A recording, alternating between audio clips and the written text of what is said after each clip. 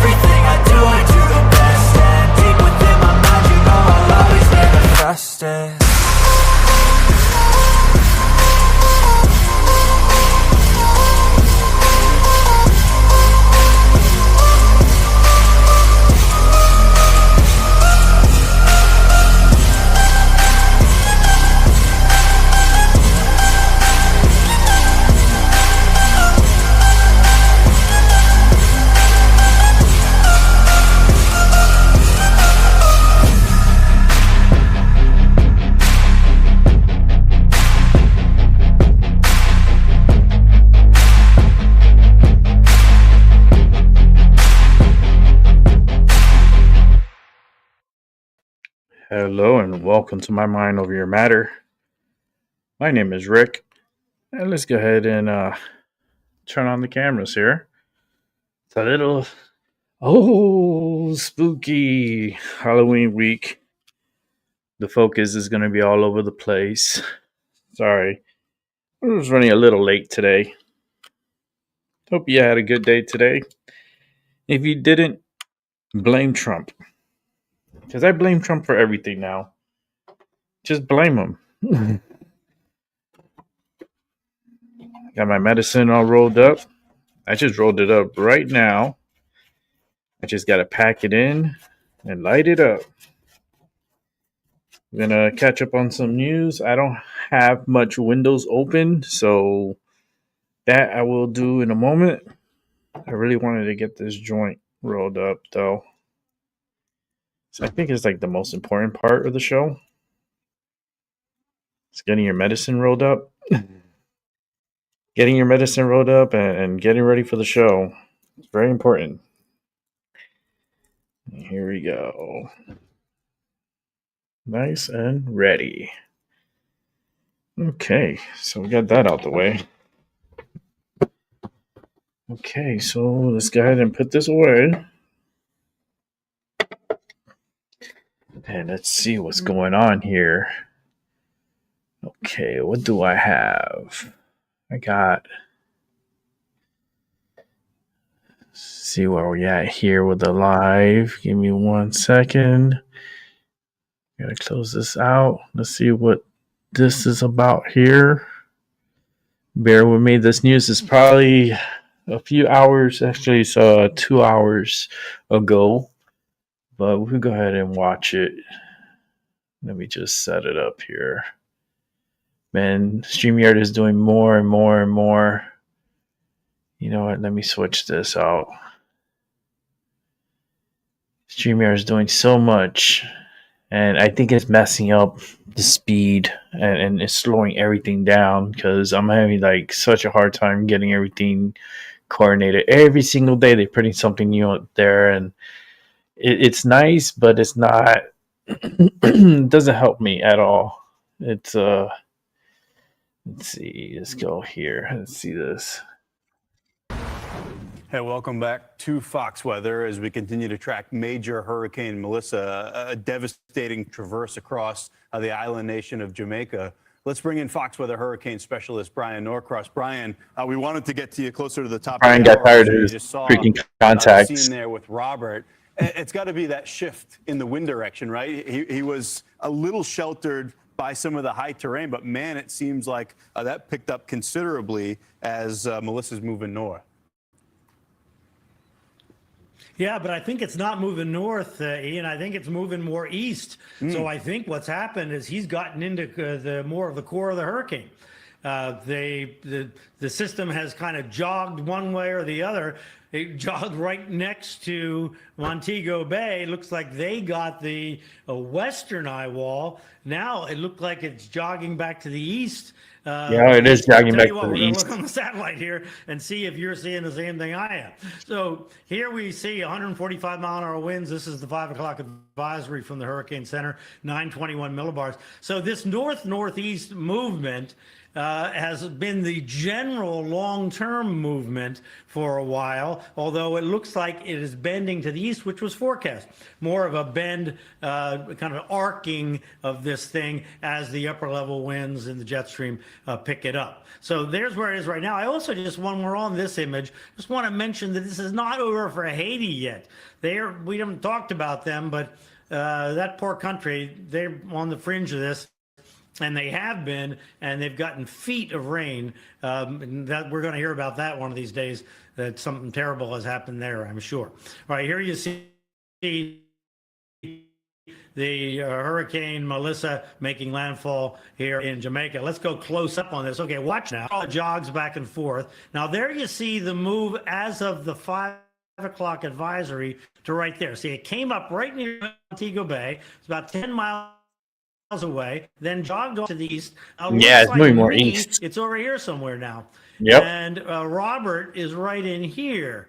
So I think what's happened is the core of the storm, which might be something like that, has just gotten closer to him, and it is on the north side of the mountains now. So as you say, that the winds coming around this way are uninhibited or molested to get to that location. So I think it's probably a combination of things, but we're definitely seeing, to my eye, a shift to the east, a wobble, whether it's just a wobble or now a more of a move. So that north-northeast movement is kind of, you have to kind of average all this out, and it's doing something like that. Let's go back to landfall. It was 1 o'clock this afternoon, and watch here. Let me just take this back to 1 p.m., and 102, 10, there you go. And you can see that follow the eye here. So here's the circle of the eye. Now it comes up in here somewhere, and New Hope is in the center. If I could draw better, you would see that New Hope is in the center of that amazingly circular eye that was just getting beat up by the fact that the circulation here is running in the mountains. There are mountains right behind New Hope. I mean, New Hope is on a sliver of land right there, kind of a coastal plain, and then it goes right to the mountains. So all this air that's coming up this way is banging into the mountains, and that's affecting the cloud cover. It's kind of kicking the air up into the air, creates more clouds. So that's why you see the eye filled in here on this northern side and getting kind of distorted. But the circular part of the eye, the old eye, the center of it came just about over that town of New Hope, which is also associated with a town called White House right here next to it. Black River really got nailed with the onshore flow of the storm surge. Black River and Treasure Beach were just fearful that that's really in bad shape there. Look to the north, and you can kind of make out the way that the clouds are kind of pushing this way as the system is pushing that way.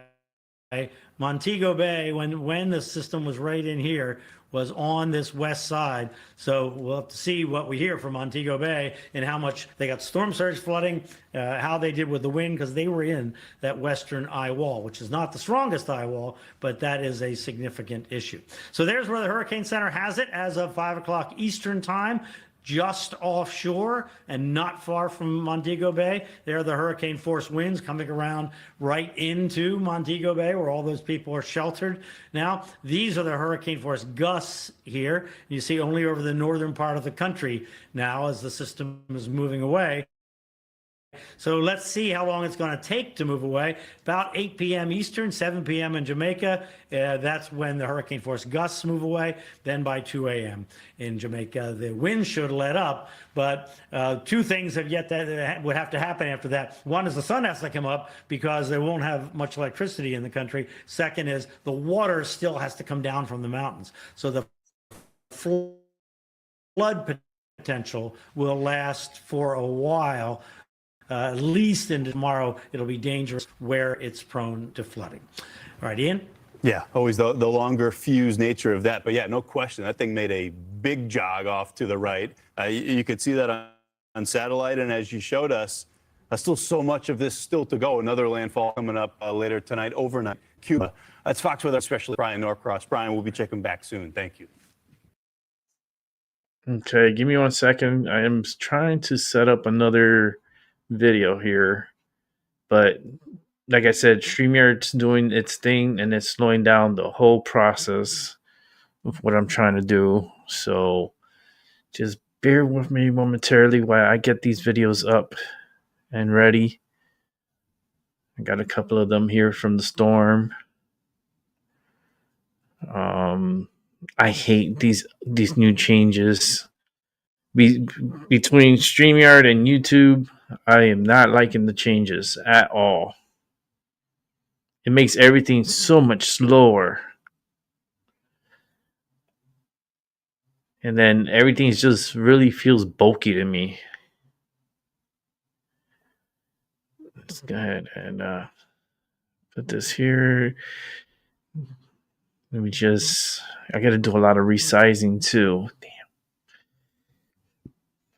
Let me do that now. But like I said earlier, I hope you guys are having a good day. It is Tuesday, so for me, I feel I had physical therapy this morning. It was not nice. It was a bit painful for me. Tomorrow I got a CT scan to do. So that's going to be done early in the morning tomorrow. Let's see what we got here. So much stuff to go over, man. And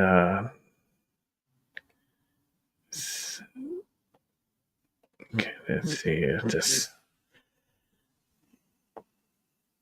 Okay, I'm almost there. Okay, we'll go ahead and pause that there. Let's go ahead and make it big too.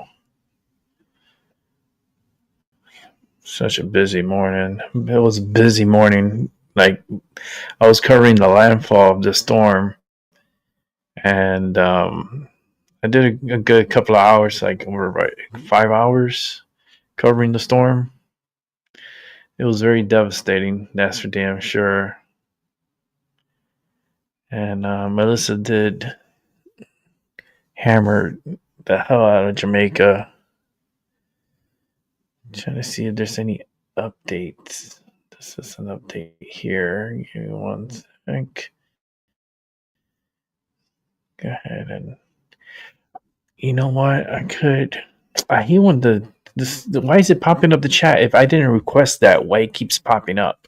That's why I'm like so frustrated with freaking YouTube right now. It's just doing things that I didn't even request for.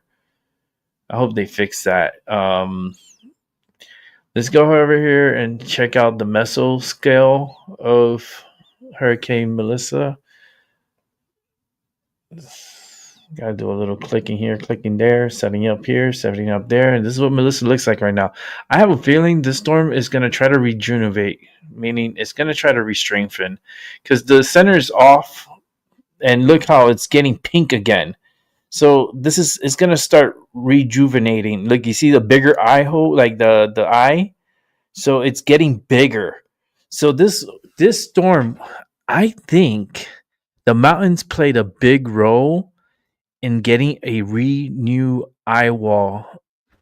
It looks like the eye broke down and a new eye has taken over. And now the eye is much bigger. And since it's much bigger, the eye, meaning the storm is expanding. So that means it's going to get bigger and stronger. Hopefully it doesn't get strong, like a rapid development before hitting Cuba, because that would be worst case scenario. But as you can see, it came off of Jamaica a little rough. You see how it's like a little rough, and now it's gonna like get its back. You see how the pinks are trying to pop back up again. This storm is rapidly developed over. Like it doesn't take long for the storm to become a strong system, especially over hot water. And these waters right here between Jamaica and Cuba is very hot water. So this system can really intensify again and make a really strong Category 4 landfall. Probably by early this morning. Probably about, I would say about 2 in the morning. 2 in the morning. This should start making landfall. It's gonna come pretty close. It's moving a little bit more east, like northeast. So you can see where it's at here. You see how it like jogged a little bit more east, and it's gonna start going a little north and a little east, and it's gonna come out like right around here in this part of Cuba.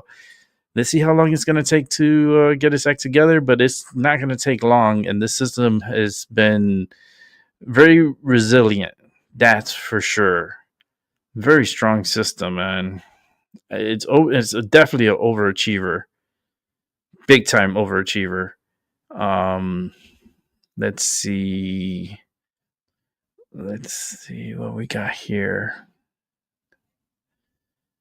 This is... Okay. This is... Okay, I got 2 lives, but I want the videos first before I go for the lives. Let's go... CBS. I'm not a fan of CBS, but frick it. Let's watch CBS real quick. If we could put the volume. Melissa making landfall in Jamaica. Let's bring in CBS News correspondent Jason Allen reporting from Portmore, Jamaica. What are the conditions like where you are, Jason? Well, you know, this hurricane came on shore hours ago, and things have not gotten any better. And consider that we are 75, 80 miles to the east of where Melissa made landfall. You know, just in the last 15 minutes or so, there's been a noticeable change in temperature here. Much, much cooler here on the backside of this storm. But the winds don't feel like they have lessened at all. We had a break in the rain where there was a lot of sea spray and the waves still coming up, but now that rain has started coming again. And you can get a sense that the wind is just not quit gusting. We feel like we are very well within hurricane strength winds still here, this far away from the center of the storm. Wow. And Jason, the Prime Minister said there is no infrastructure in the region that can withstand a Category 5. What damage are you seeing or getting reports of, or is it still just too early to tell? You know, a lot of it is too early to tell. Now, I know that there have been a lot of reports coming in and even some cameras that have stayed up across the island of extreme flooding. But a lot of that has been difficult to get to. You know, we tried to get to some flooded out bridges that are just west of the area where we were, and we couldn't get there. There's trees down across roads, and that is something that I think you expect to face in any storm like this, that it takes a long, long time potentially to move trees out of the way, move power lines out of the way. I mean, we've seen roofs flapping since early this morning. So I imagine the closer you get to center, there are likely places where there are entire structures that are gone. You can see the waves whipping up behind you. We really appreciate you and your crew bringing this to us. Please stay safe. Thank you. CBS News New York Chief Weathercaster Lonnie Quinn is tracking this storm for us. Lonnie, how has the storm been behaving and where is it headed next? Okay. Okay. This one is going to be moving next towards Cuba and eventually towards the Bahamas and probably Bermuda. We'll leave everybody. It's probably still having 100-mile-per-hour winds by the time it gets to Bermuda. But you're asking about how this is behaving.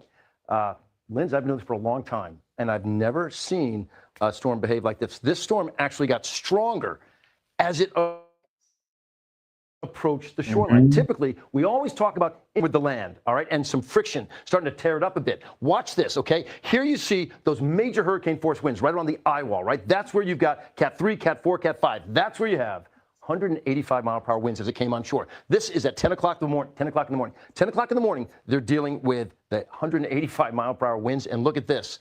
Hey, sorry, hey, I'll be until about 1 o'clock when we get on. Sorry, I'm very busy trying to get all these windows. Okay, near New Hope, Jamaica, together. Category 5, with winds at 185 miles per hour. And also, this is another thing. And if you're not into like tropical meteorology, it's all about the minimum central pressure. We used to categorize hurricanes by that. This is about the third lowest we've ever had. Currently, okay, we've lost it. What looks like we've lost the eye of the storm. You really haven't. It's just moving over the land. It's getting torn up a bit. Still a Category 4 hurricane, Lindsay. This is doing major damage out there. And think about this. As it's moving over the mountains of Jamaica, winds get stronger the higher up you go. So when they were reporting 185-mile-per-hour winds, Lindsay, that's at the surface, all right?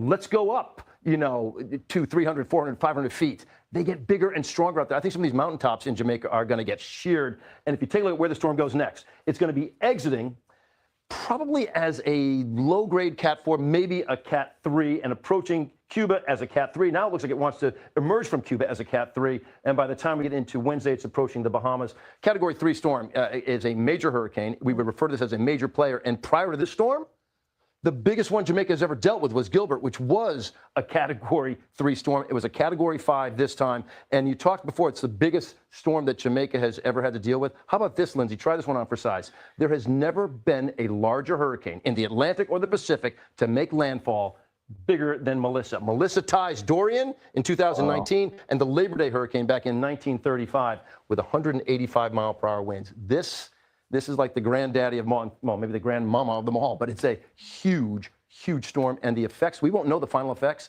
until we can survey that area. Jason Alexander was 75 to 80 miles away. That pool of really, really heavy winds is only 25 miles from the center.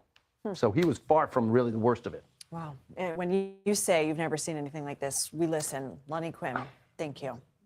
Wow. 8 groups have been preparing to deliver critical help as soon as possible. Joining us now from Kingston, Jamaica, is Brian Bogart. He is the director of the World Food Program Caribbean Multi-Country Office. Brian, thanks for being here. What is your team doing right now?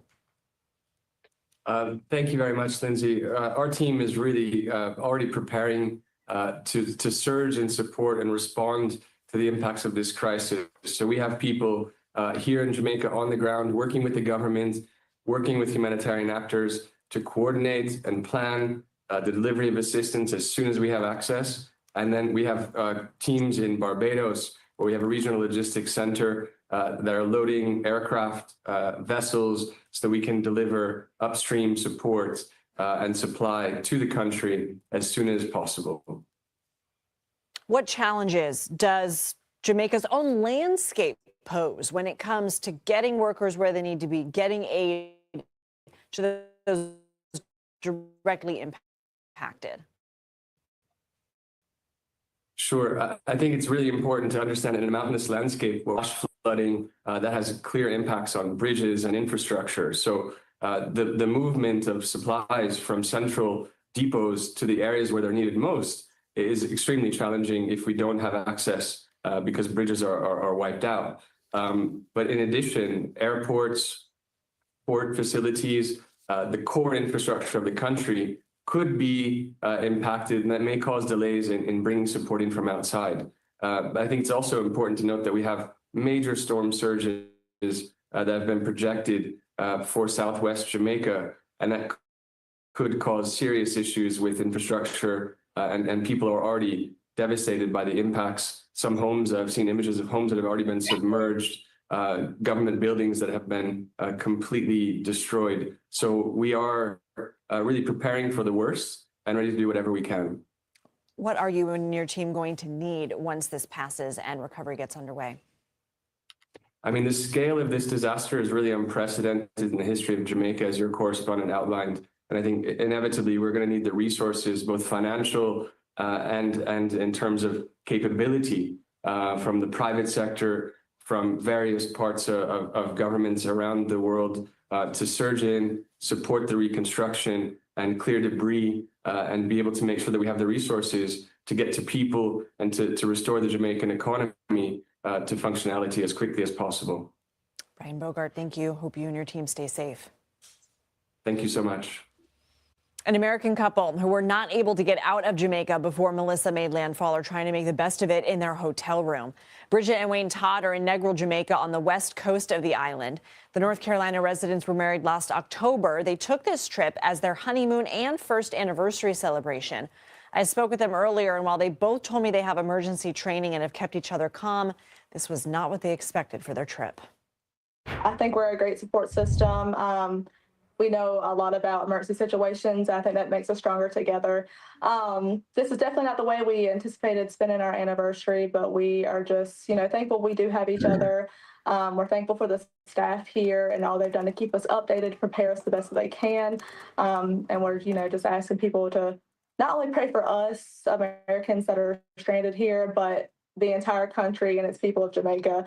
I know that some people aren't as fortunate to be in more secure structural situations or even to places of higher ground that would be safer. So we're really thinking about them during this time.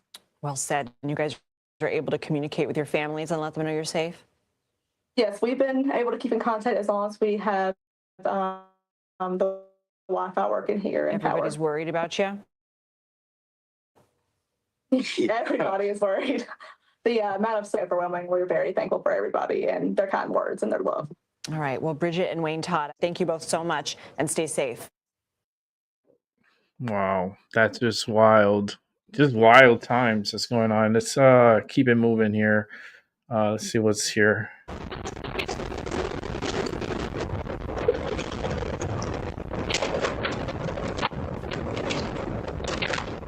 And Hurricane Melissa making history as the third strongest pictures. hurricane. It looked really bad impact Jamaica. The in monstrous Jamaica. Category 5 hurricane, it made that landfall around 1 p.m. Eastern time near New Hope, Jamaica, along the island's southwestern coast. You can see and hear all of that unfolding here with this video. The scene coming in from Treasure Beach in Jamaica around noontime. So just before that landfall, Treasure Beach was in the direct path of Melissa as the eye wall moved on in. The reduced visibility, the heavy rain, and the ferocious winds, all of that unfolding right before our eyes.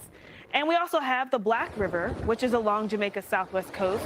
Roofs were torn off of their buildings as Melissa's winds reached max up to 185 miles per hour at the time of landfall. The Black River Hospital is facing some of the worst impacts right now, which you can see in this here video. Look at this. Fox Weather's very own Robert The hospital is destroyed. Here's what he had to say about Melissa. No, I will never experience anything, I don't think, like this, maybe again in my lifetime. I hope I don't. You didn't do anything. Been in a lot of storms dating back to, 2004. There's nothing wrong. Charlie, I hate reporters when they do this. The hell of Katrina. But Come on. Portion of the needs to move on in. He was not nowhere near the eye. And he's going to report, oh my God, this is the worst storm I ever had. You were like 60 miles away from the eye. What are you talking about? You weren't even part of the main picture of what's been going on. Look at this. Flooding. I want you to take a look at this video because it is very interesting. This is a look at one of the bridges, the Flat Bridge in St. Catherine, Jamaica. At one point in time, this was earlier in the year, you can see the entirety of the bridge. But as we push forward, this is after, Melissa came in with its impacts. Take a look at this. All of the bridge completely covered in debris and heavy rain. You would think without any context, without looking at that bridge there that I showed you beforehand, that was just a bridge that was the body of water and was completely gone to ruin. So we'll see how things kind of look once this water recedes. But the river, it reached major flood stage. And unfortunately, that live camera is down, so we can't show you what it looks like right now. Of course, we're still dealing with all the impact and devastating images coming in out of Jamaica. Yeah, a lot of devastation. A lot. Give me 1 sec. I'm going to bring up another video here. A generational disaster is taking hold in Jamaica. The island is in the grips of one of the most powerful hurricanes on record. Roads flooded, power out and homes destroyed. Look at it, look at it. Melissa touched down on the south coast. Every house up around us gone. Look at water. And tore through anything in its path, exposing people here to its full, unforgiving ferocity. This is Black River, a seaside town where the hospital shit, look at that roof, it's gone. Withstand the wind. Its roof peeled off Oh, in a matter wow. of minutes. Look at that. The gas This station. hurricane is a nightmare scenario, driven by winds as fast as a race car, but moving through as slowly as a mediocre cyclist. The storm will hang over the island for hours, officials hoping their warnings have been heeded. Jamaica, this is not the time to be brave. Hey, Seven. I've been How you doing, brother? for 1 week. I'm still messing with the windows here. Melissa, it is a bet we can't win. Aid missions are already underway. Miami has a large Jamaican expat population. Volunteers here pack tin sausages, tomatoes and beans to be flown over. Here, people fear that when the skies do finally part in Jamaica, a humanitarian disaster will be revealed. Dana was born and grew up on the island. Most of the houses in Jamaica, they're not built properly for hurricanes, so we're worried about the people in Jamaica. As much as Jamaica can get, please send help. My concern is that no one's going to be able to get in or out. Victoria has a home on Jamaica's southwest coast. This is 2 hours before Melissa even made landfall. Obviously, my biggest concern is everyone's life, because that's how threatening it is. I've never been through a storm where I worried about people's lives. We did the best to prepare in every way and make sure everyone was in a safe place, but we don't have any control over that now. Accelerated by the increasingly warm waters of the Caribbean, Melissa exploded in size and speed. Communities on the coast where many homes are wooden shacks stood no chance. Around 25,000 tourists are trapped too in Jamaica's holiday resorts, Chantel among them. I don't know if you can hear our surroundings a little bit here, but it is pounding. The windows are broken. A lot of water is coming in, so we're just basically pushing that towels and stuff at the doors like that coming in. And the level of noise is ridiculous.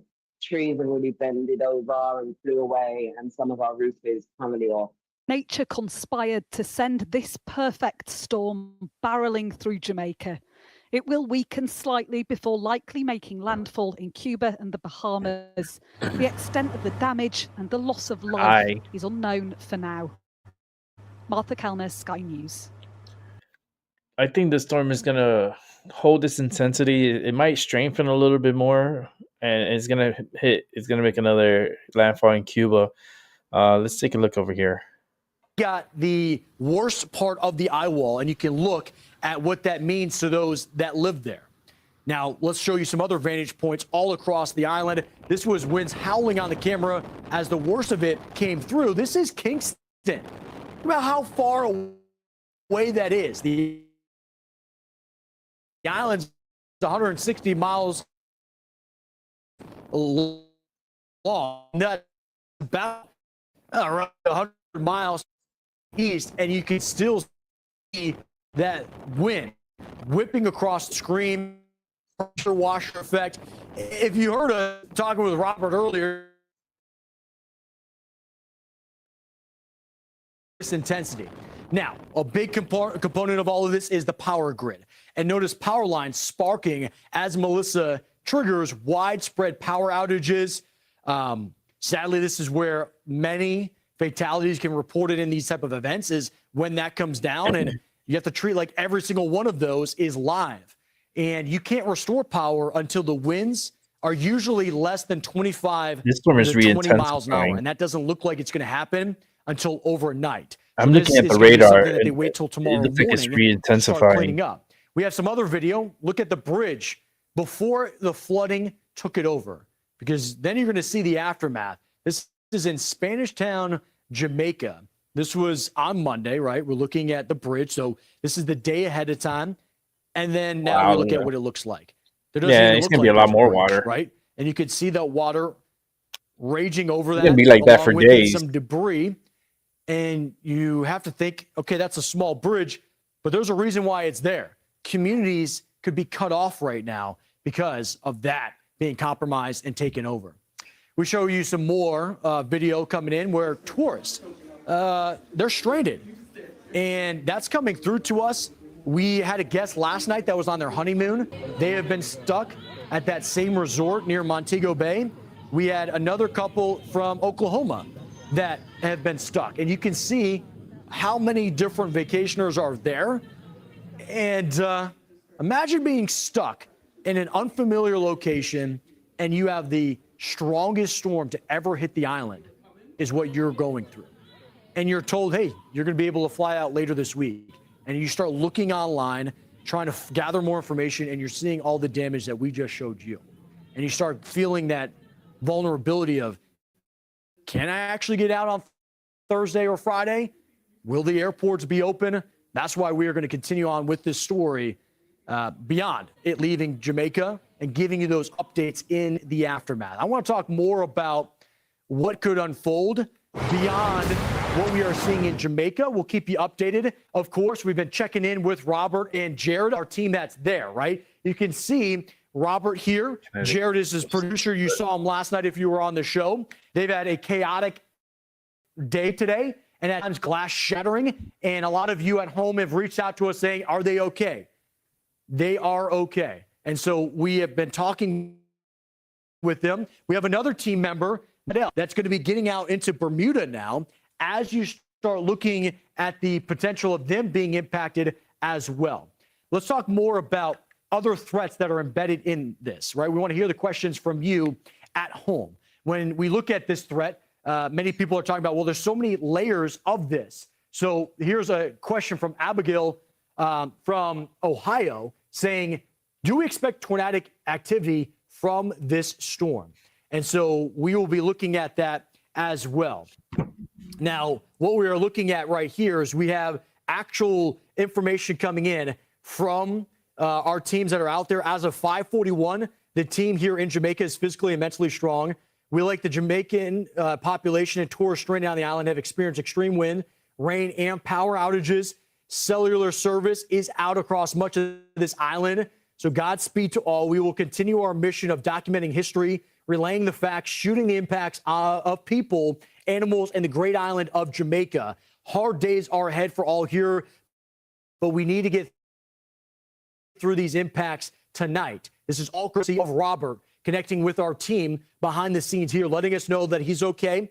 He's in talks with people nearby, and he's there to talk about the history of this event, but to share the story of so many in Jamaica and those impacts that they are not only feeling tonight, but in the days ahead. It shows you that commitment and the heart of our Fox Weather team here, especially Robert and Jared. Let's talk more about what Abigail was alluding to. And Abigail, I think it's important what you bring up, because this storm is an M-named storm. Think about the M-named storm from last year, Milton. And as it impacted Florida, became a big tropical tornadic threat. I'm speaking to you candidly because my childhood home was hit by a tornado out of Milton. They are fine. They were able to rebuild. As we look at this, though, what it's moving over right now, as we start looking at beyond Jamaica into Cuba, into Bahamas, and into Bermuda, all of these are island chains. So as Milton, before we move on, Milton came out of this direction, hit Florida, and it took the entire width of Florida, right? That's why they was able to get that frictional difference, and a tornadic threat ensued. Each storm is different. Now let's get back. What we are seeing here, a very small island change limits that potential for tornadic threat for Cuba, the Bahamas, and of course for Bermuda. Now that doesn't spare them from every type of impact. We talk about the damaging wind, the flooding risk, and the storm surge. All of those are still on the table. If you have a question, right here's the QR code. Scan that or go to foxweather.com/connect. We're here to answer your questions, to continue the conversation that we are hearing at home.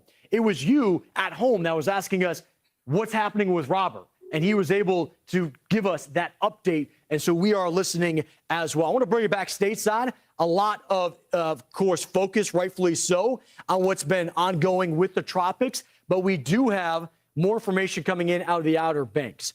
We have 2 more unoccupied homes in North Carolina that fell into the ocean earlier this morning, bringing the total number of homes that have collapsed to 13 in less than a month.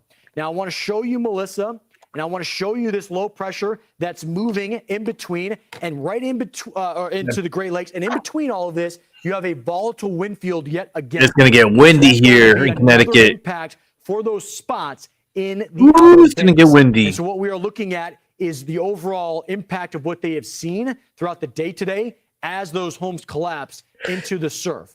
When we look at this, this is a waning threat. Thankfully, it's exiting and getting out. I don't know why they build their homes so close to the damn ocean. Coastal Carolina, they have 40 to 50 mile per hour winds. That's all it took for that repetitive surf to claim 2 more homes like you see below. Now, we do have the coastal flood alerts that are in place.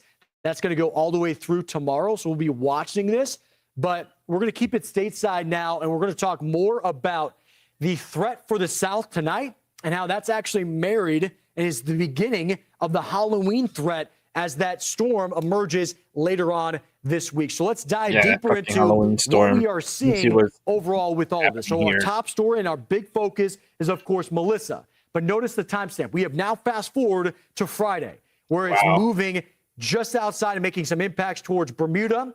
You have this low that has moved here and that combination effect of what could happen in New England. But before we get to this moment, what happens tonight? Well, tonight we have a level 2 threat for those areas like East Texas and Louisiana. With that, a tornadic threat for I-49, Natchitoches down towards Alexandria, I-10 from outside of Houston to Beaumont to Lake Charles. In total, we do have roughly 2 million people in that threat. That's tonight's threat. Then we start to see it move into the Tennessee Valley region tomorrow as a sub-severe threat, maybe some isolated threats. By Thursday, it's parked over the Great Lakes, getting that influence, that lake enhancement of rain. So we'll be watching that, and that's why we're playing this out for you, that we're going to have widespread rain from the Midwest to the Ohio Valley region over the next several days. And then into Friday, you're going to be looking at this lifting into the northern tier, and there's that Halloween storm that starts to emerge. So our focus is, of course, on the tropics, but we aren't forgetting about what's happening stateside. You're seeing that widespread rain, maybe an isolated rain flash flood event for Jonesboro and those areas of northeastern Arkansas. And then we get into Friday. It's Halloween. Many people are getting outside. A lot of people are going to be traveling as well. And there is still that remaining impact for the Great Lakes and the Northeast. And so we'll be talking more once we get into this event, what that can do for your Halloween and your holiday, but also what that could mean if you are traveling, not only on Friday, but Saturday and Sunday. It's going to be rainy up here. We want to show you in camera angles and vantage points of what's ongoing with the tropics right now. Melissa is a violent storm and still making impact even here in Kingston, Jamaica. You can see the rain and the droplets on the water screen. Those are moving around. You can see that there's some wind here. They're going to be scanning. The good thing to notice here, the camera is operable, right? So that is a sign, but it looks like maybe, I can't tell. It looks like they may have power in this region. I know there are a few lights, but I can't tell if it's a generator. That's Kingston, right? Yeah, so Kingston's going to have power. It didn't hit Kingston too hard. So we'll be looking at this. It's the west side of Jamaica. This is on the southeastern side of the island. The northern side of the island, Bay. A very different scenario. They're dealing with hurricane force winds. Here is a different vantage point of Kingston. Thankfully, as we look at the street level view, it looks like the drainage system and the flash flooding threat from this vantage point is coming to an end. You just see a vehicle driving through there. So there does seem like there's some improving conditions for the eastern side of the island, but this event a doctor's appointment Friday. Friday morning is going to be raining. The Bahamas and Bermuda. We'll have much more coming your way after the break. Stay with us. All right, let's go ahead and pause it here. Let's bring it back to me. Yeah, Terry, for us here, it's going to be raining Thursday night into Friday morning until the afternoon. Especially Friday is going to be like on and off. Some areas is going to be hit, but the majority of the rain is going to be Thursday night. It's going to be, we're going to get about an inch to an inch and a half. Some places maybe 2 inches of rain, and that's a good amount of rain. I do have some other videos for us to watch, so let me just set them up, and I'm gonna do my best here. I'm trying to be off of here by at least 10 o'clock. I gotta leave here early because I do have a doctor's appointment tomorrow. Actually, it's not a doctor's appointment. It's a scan I gotta do. I gotta do a CT scan. So they're gonna check my neck and see how my equipment is doing, because I got a lot of metal in my neck. Too much metal. I'm a heavy metal. I'm very heavy metal. Let me just resize some of these here. Some videos I have for us to watch. And you know what? Let's go right to it. Let me put this over here. It's a lot of behind the scenes here. Here we go. Let's watch Jason A. Let's put up the volume.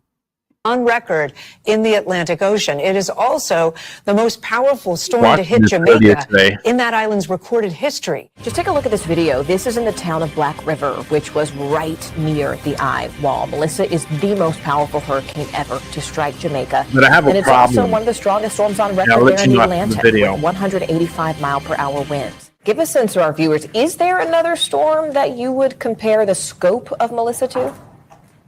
There really isn't. I mean, to find a storm this strong to hit the United States, you have to go all the way back to the 1935 Labor Day hurricane in the Florida Keys. Wow. So it's just really unprecedented to have a storm just this strong making landfall anywhere, let alone in the U.S. Now we've gotten a drop to 893 millibars. Incredible. That is the fourth lowest pressure on record in the Atlantic Basin right now, as I'm telling you about it. And you saw the wind from the hurricane hunters up around 200 miles an hour. There it is right there. It's actually off the scale. We only go to 200 on our chart here. So absolutely incredible. From drivable to completely covered in water, the storm surge is beginning in Jamaica as Hurricane Melissa gets closer and closer to making landfall. Being captured from above, its lightning-packed center spinning ferociously. We have been praying. All people can do now is pray.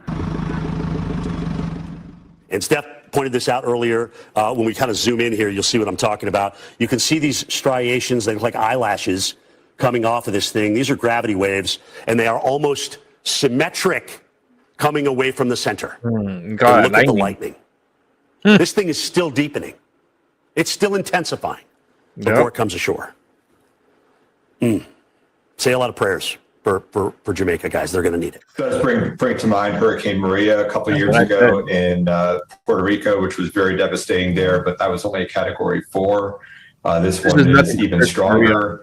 Also, you could also look at Hurricane Michael from a couple of years ago as well that made landfall in the Florida Panhandle, but neither of those were as strong as what we're seeing here. Nope.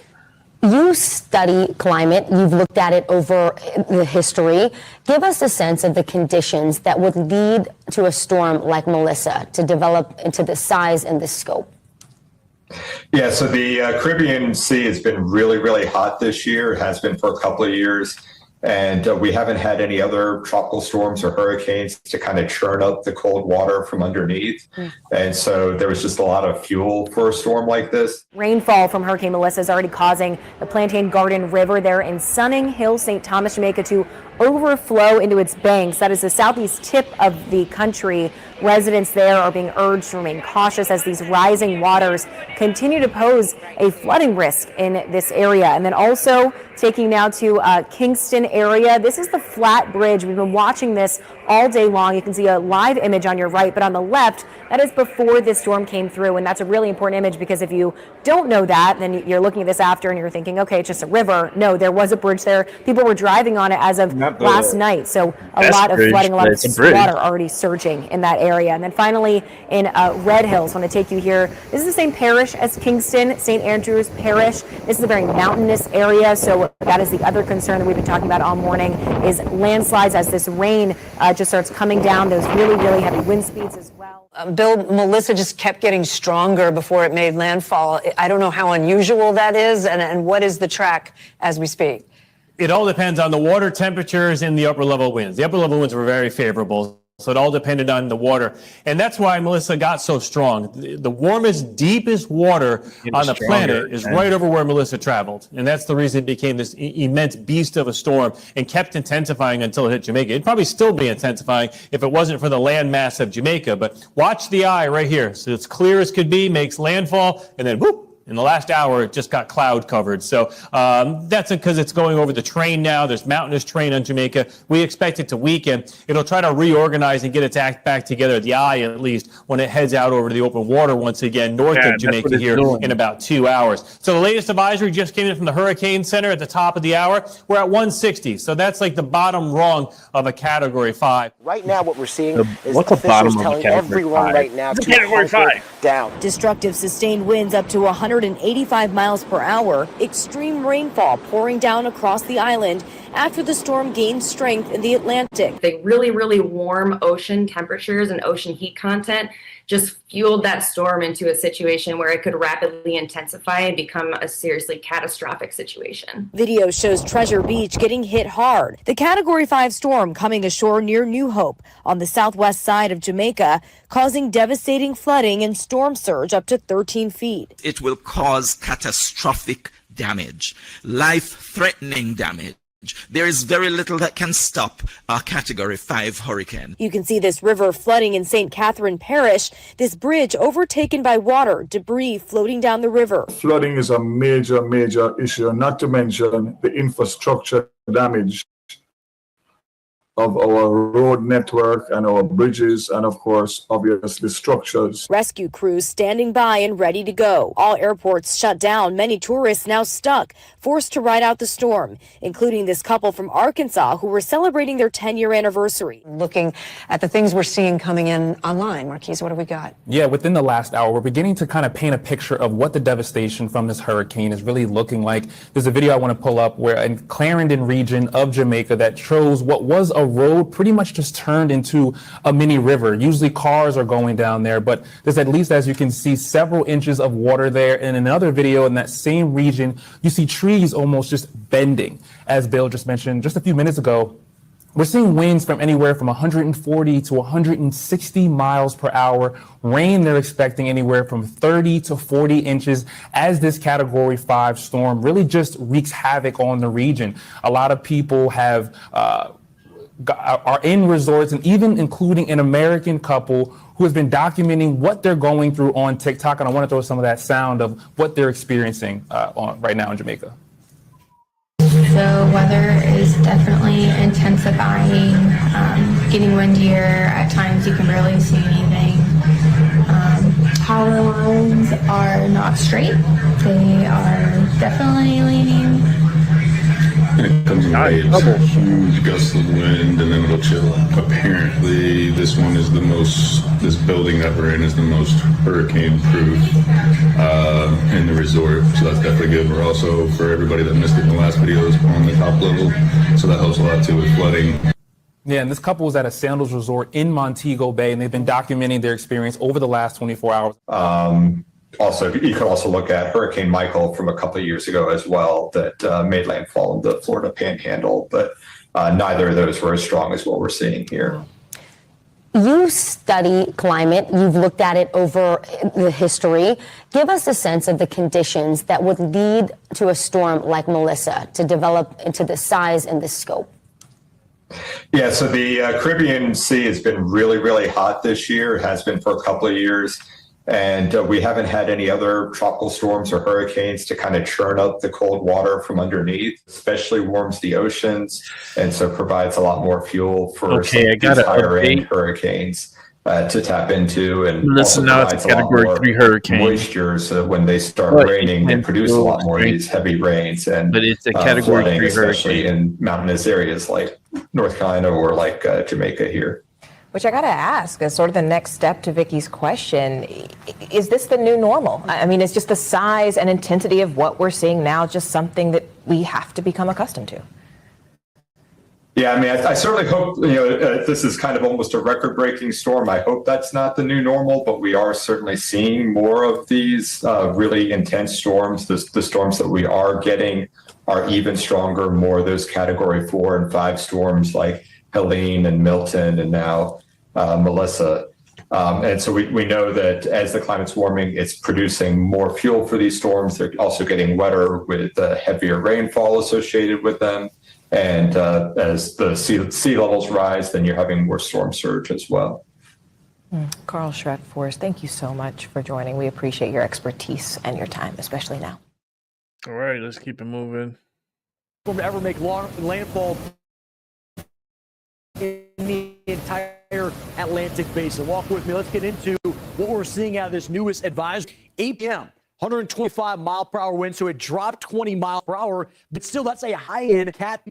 The movement stays the same, north-northeast at 8 miles an hour. Pressure millibar jumped, and now it's at 950. Now, this is a sign that obviously it weakened from its historic nature earlier on, but by no means does this mean that this storm is weak. This is still a major storm, and notice this. The core of it now is out all over water, which means it's likely to not only organize, but to even strengthen on approach towards Cuba. That's likely to be overnight. We're going to talk more about that. It doesn't need much for it to become a Cat 4. Another 5 to 10 miles per hour. A little more east. It's back at Cat 4 status. Bringing it back stateside, we do have a tornado watch. Want to get you some updates. Much Louisiana, of East Texas has been lifted from that, but it still includes the I-10 corridor. So the southern tail of this cold front sweeping through Beaumont, still under that tornado watch. And we do have a severe thunderstorm warning in some areas of eastern Louisiana. It's the I-49 corridor. So we're keeping our eyes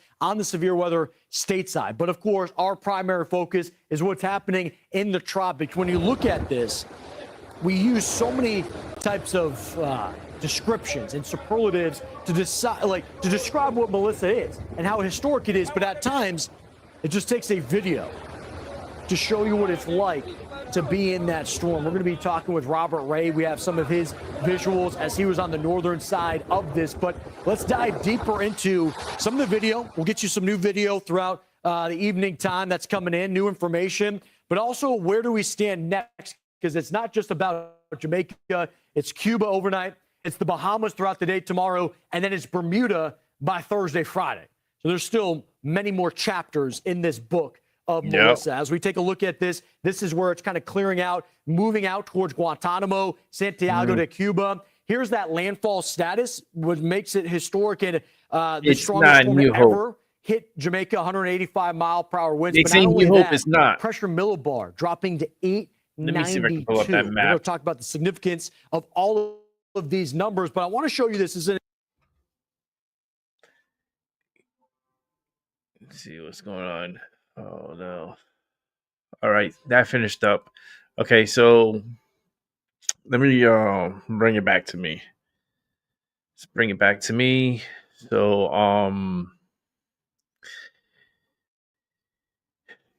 let me tell you something. They're lying to you guys. This hurricane, they're lying to you. For one, they're not telling you the truth on the landfall of this hurricane. Because I was reporting on this morning. I know exactly where this hurricane hit. It did not hit New Hope, Jamaica. It did hit it, but it did not hit it first. The first area to get hit was the White House, Jamaica. And the reason, and I'm telling you this, and I know this, I'm a fucking psychic. I fucking know this shit. The government, the United States, did not want the name White House affiliated with this hurricane. So what they did was they let these people up in NOAA know that they didn't want White House to be the landing point of the storm. So what they did was they moved from White House to this next city that's right above it, and it's called New Hope. How the hell does New Hope gets the landfall if White House was below New Hope and the storm came through the White House? Like, I don't understand this. Like, go. My keyboard is not working properly, but go and Google a map of Jamaica, the western part, southern western part. Look at White House and look at where New Hope is. White House is on the coast, on the southern part of New Hope is on above White House. Why were they calling New Hope the landing? I'm telling you, I guarantee you, the White House made a phone call and said, please do not put White House as, because it's going to go global. Remember, these are signs. These are things that they, I look at and other people look at. They're like, whoa, the strongest hurricane to ever make a landfall at 892 millibars with winds of 185 miles per hour going straight to White House. That's where it landed. If that was the first city it hit was White House, and then it went up to, like, the next city, New Hope. Like, I'm not lying. Go look at a map. Go look at the Jamaican map.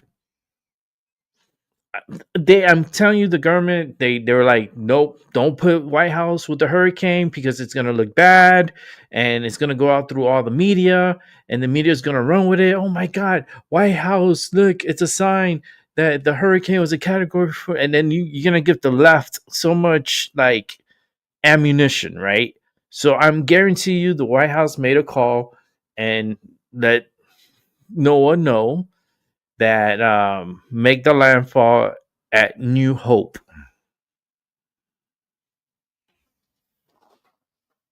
I'm telling you, man, I'm really good at what I do. I'm very observant. I don't just sit here and just waste my motherfucking time sitting here just talking. It's like, look at the fucking map. Oh, you can even use your phone. Look, I can even show you. Look, maybe I can show you if I go up to the camera. Watch. Where is the motherfucking map? I have it here. I even took a picture of it. I'm going to put it on my Discord. Here it is. What is the first city? Give me 1 second. Let me and you're gonna tell me how the fuck did New Hope get in the White House? Here we go. You ready for this? Are you ready for this? This is gonna be awesome. Hold on a second. Give me. Let me take a hit first. Let me take a hit first before I show you this. I know the suspense, right, Rick? Like, what the fuck, Rick? Just fucking show me already. I know. Give me a second. I'm not high enough. Halloween is gonna be on Friday. I don't know. I'm thinking about doing a Halloween show. I don't know. But I'm gonna fucking show you this. I'm gonna show you the map.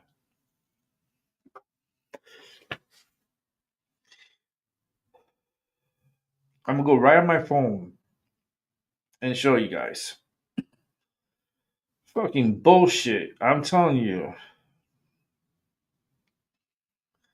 Okay. Let's see. What would be a great way? I wish I could hide this shit. How the fuck can I hide it? It's like it takes up the whole fucking screen. Can I like? I can't remove it for some reason. It's so stupid. Okay. Sorry about that. I'm fighting with myself. Okay. Here we go. You ready for this? This is like evidence. I'm going to show you some really good evidence right here. All right, here we go. That is Jamaica. Jamaica Mejorne. Okay. Let's come over to the western part, southwest. The hurricane came through where? Look what it says there. White House. White House. That's where the hurricane came in through. White House. Now the city above is New Hope. It's New Hope. So how did White House did not get the landfall and New Hope did, and New Hope is above White House? Is it a conspiracy? I don't know. What do you guys think? And when I was watching the video, I was actually freaking giving the play-by-play on the storm. I did it. Go watch this morning. I don't want you to watch all 5 hours of it, but fuck. I was like, White House. That was the first city. Look at Black River down here. Here's Black River. Hold on, I got a stencil here. Motherfuckers. Okay. Back to the map. Let's bring it closer. The hurricane. Okay, I gotta orientate myself here. I'm not really good at this. Okay, they thought initially it was gonna come in like this way, right? They thought it was gonna come in like this and go this way. But what the storm did, it moved a little bit to the west. It came. It stayed. It was gonna go in through this way or a little bit like this way. But what it did was it came this way. It came right through here. And the first city to get hit by the hurricane was White House. Let me take that out. And there is White House. I even named all the restaurants, all the, like in this morning show, I named all this. Like, I named them. I named all the, like, there's New Hope. How the fuck White House, where it made the landfall, why are they giving it to New Hope?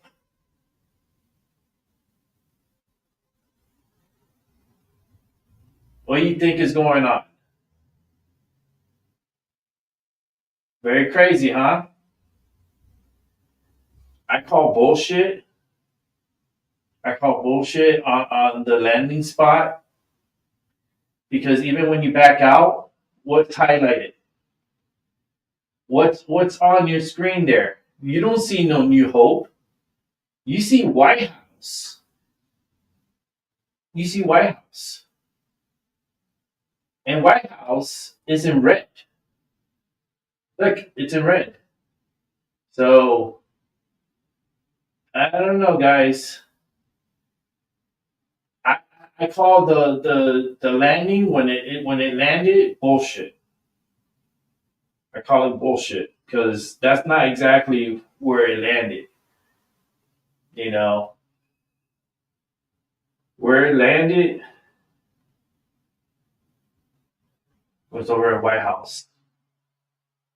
New Hope is right next to White House. It's just north of White House is New Hope. The hurricane did not go in like this and go this way. It didn't go skip White House. It's like, oh yeah, let's go around White House and then this land exactly right at New Hope and come up. It did not do that. It came up like this. And I have video proof on my show. It came up this way. And the first city to get hit was White House. Not New Hope. It was White House. Fuck. I know. Should I pat myself in the back? Yeah, I think I deserve a pat in the back. Hold on. Let's put the stencil away. Give myself a pat in the back. This stretch is so hard. Oh, yes. I know. I'm telling you. You can't imagine the world news around the whole world. Category 5 hurricane, the strongest ever in the Atlantic, with 980. What was it? 982. How much was it? It was 892 millibars.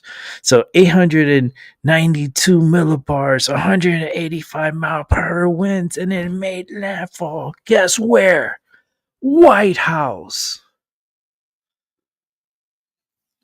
That's how they're controlling the narrative. They're controlling the news. It did not land in New Hope. What the fuck it did? It just skipped fucking White House and went to New Hope? What? Are you fucking kidding me? I don't know. What do you guys think? Let me know. Let me know in the chat. What do you guys think? I showed you the map.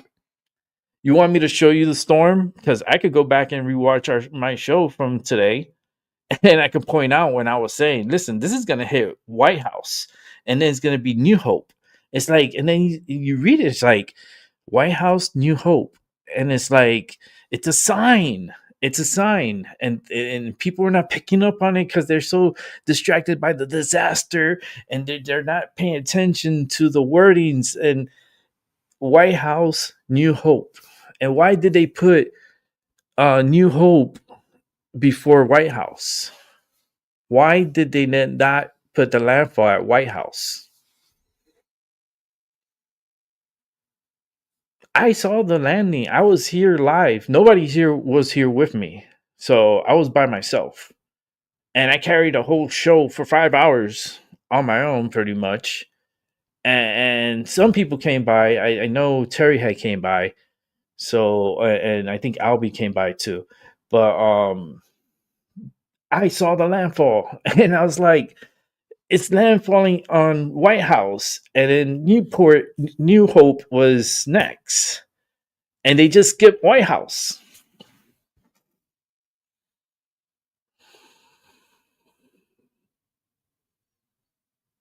You know what? Fuck it. I have my show.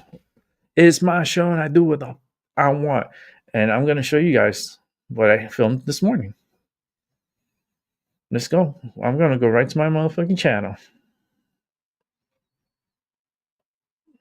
I'm going to bring it up, and I'm going to bring it up right at that moment when the storm made landfall.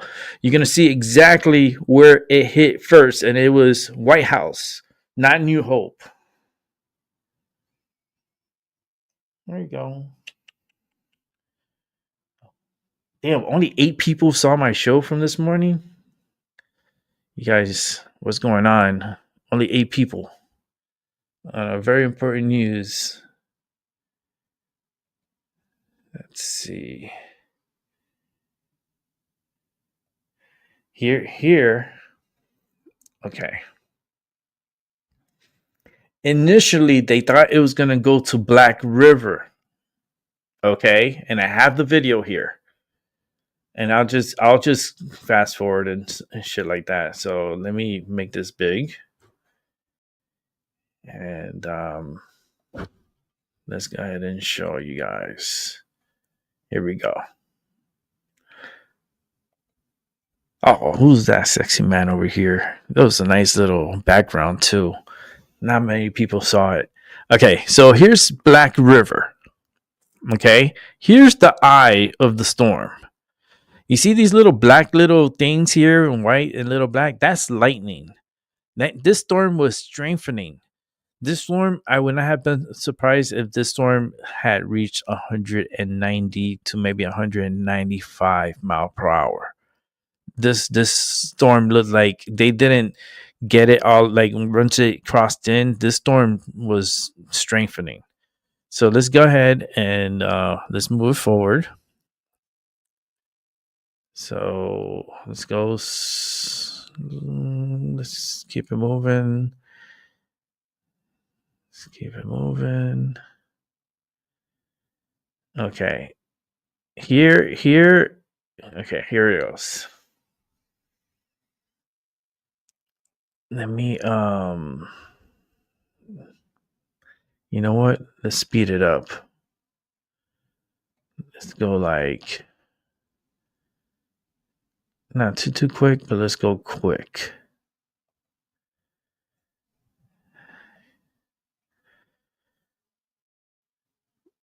You see that's Black River, right? Look where it goes, it makes landfall. And this I have it sped up. It thought it was gonna go to Black River, but it made a little like wobble to the west. So the storm didn't come in through Black River.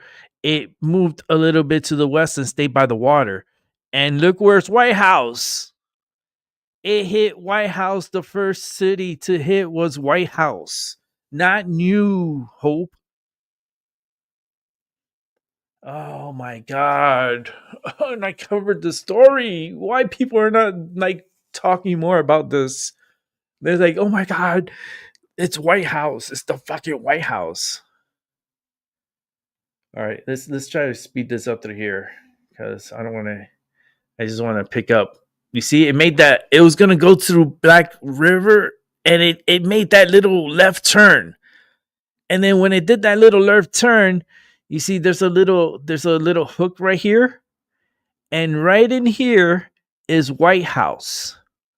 And then the next one is New Hope. I want to show you guys. And then when they called New Hope as the landing, I was like, New Hope? New Hope, it didn't hit. It hit first New White House. Yeah, let me move it forward. Okay, I was going through other channels. And that's Ryan Hall.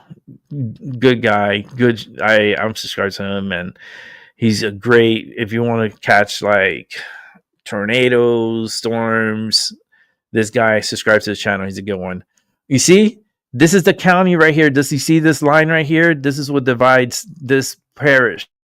And you see here, that's White House. It goes straight to White House. Look, I can't make this up, man. You can't make this up. It goes straight to White House and then New Hope.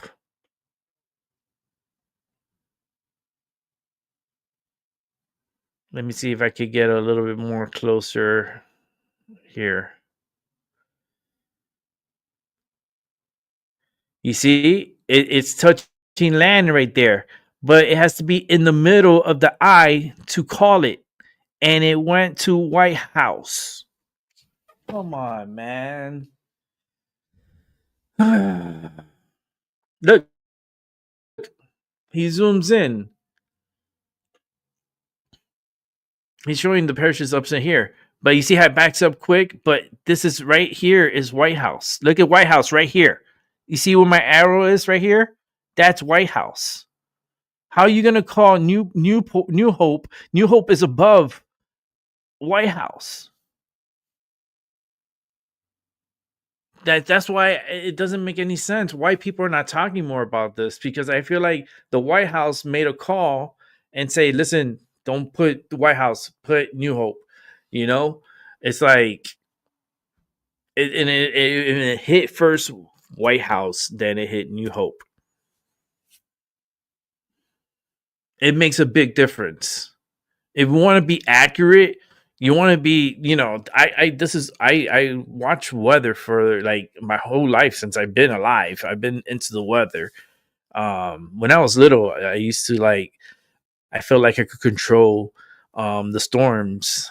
I used to make it rain when I wanted to rain. I used to focus on the clouds, and I used to it was just weird. It's just a weird story. But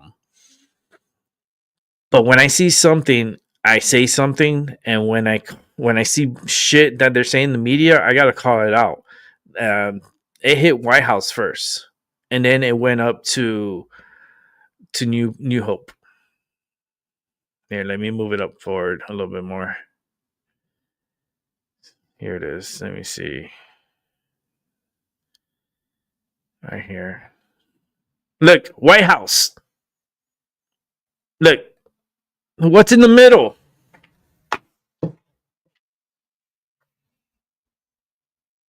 What's in the middle? Look. It says fucking White House. It doesn't say New Hope. White House is before New Hope. Why would they do that? Look.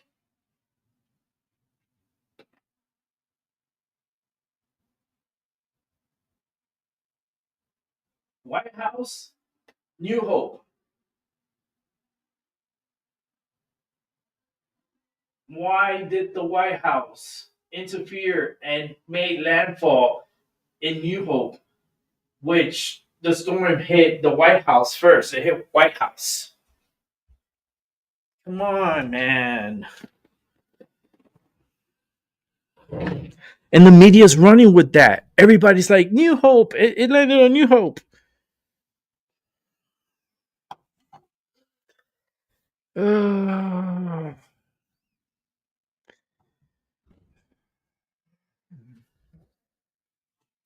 I'm so happy I covered this story. I'm happy. Because now I could call it bullshit, like, for what it is. And right there, clear as day, right in the middle is White House. Let's see if we can move it up a little bit more. It just gets me so mad, It makes my stomach hurt. Because I call the bullshit, I see it and I call it. Let's see if we could get a better, more... Okay, this is when I went... Yeah, I was done with the landfall after that. Because I had to go, so I had that running. But as you can see, that's White House. That's a landfall in White House. Like, you can't make it up, man. I'm sorry. I got the evidence. I believe the White House intervened. Okay. I believe this is how my mind works. I think they made the call and they say, please don't put White House as the landing because we don't want to tie it into something that was really disastrous and one of the strongest landfalling hurricanes to hit Jamaica, and it's gonna hit White House. And then next is called New Hope. I wonder, what do you guys think?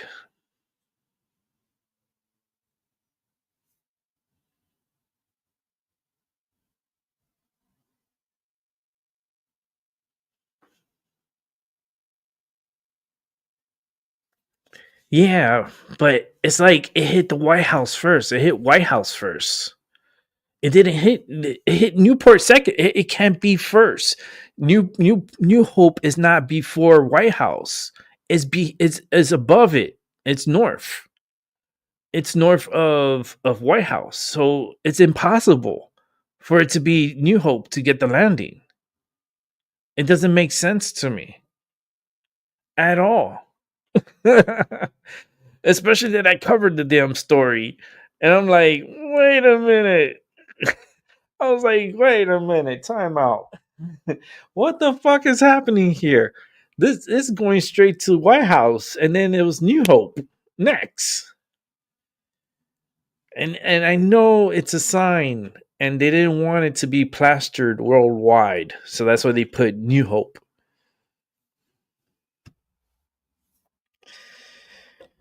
But it's not making the news. It's not. Nobody's talking about it. I believe I'm like the only one in YouTube that's talking about this. I think I'm the only one. It's okay to be lonely. It's good to be the first sometimes, right? But it's impossible for it to hit New Hope first. If fucking White House is before New Hope. Crazy, right? I think they did it because they didn't want to talk about anything White House because of the TDS is real. That's true. And you saw my camera went crazy for a second. You're right, Rob. That's how I felt. That's what I said. The White House made a call and called NOAA, and it's like, listen, do not call White House the landing. Like, give it to the next city. Like, and then they went to New Hope. Because it would have been on all screens, like landfall, White House, as a Cat 5. It's all symbolism. It's all the like, I see all this as symbolism. I see signs, like everything works in unique ways, especially and for what I do, especially with the psychic world and with the energy reading and maybe an empath and just very sensitive. I think that's the reason why they didn't want to put White House, is because he didn't want to give fuel to the fire to the left. And they're gonna be like, "Oh, you see, it's a sign. Like, look, it landed on White House. It was a Category 5 hurricane." I could hear freaking AOC talking like that, and it probably identical as what I just like voiced out. But I don't want. I hate to. I like that right there. I'm not wrong.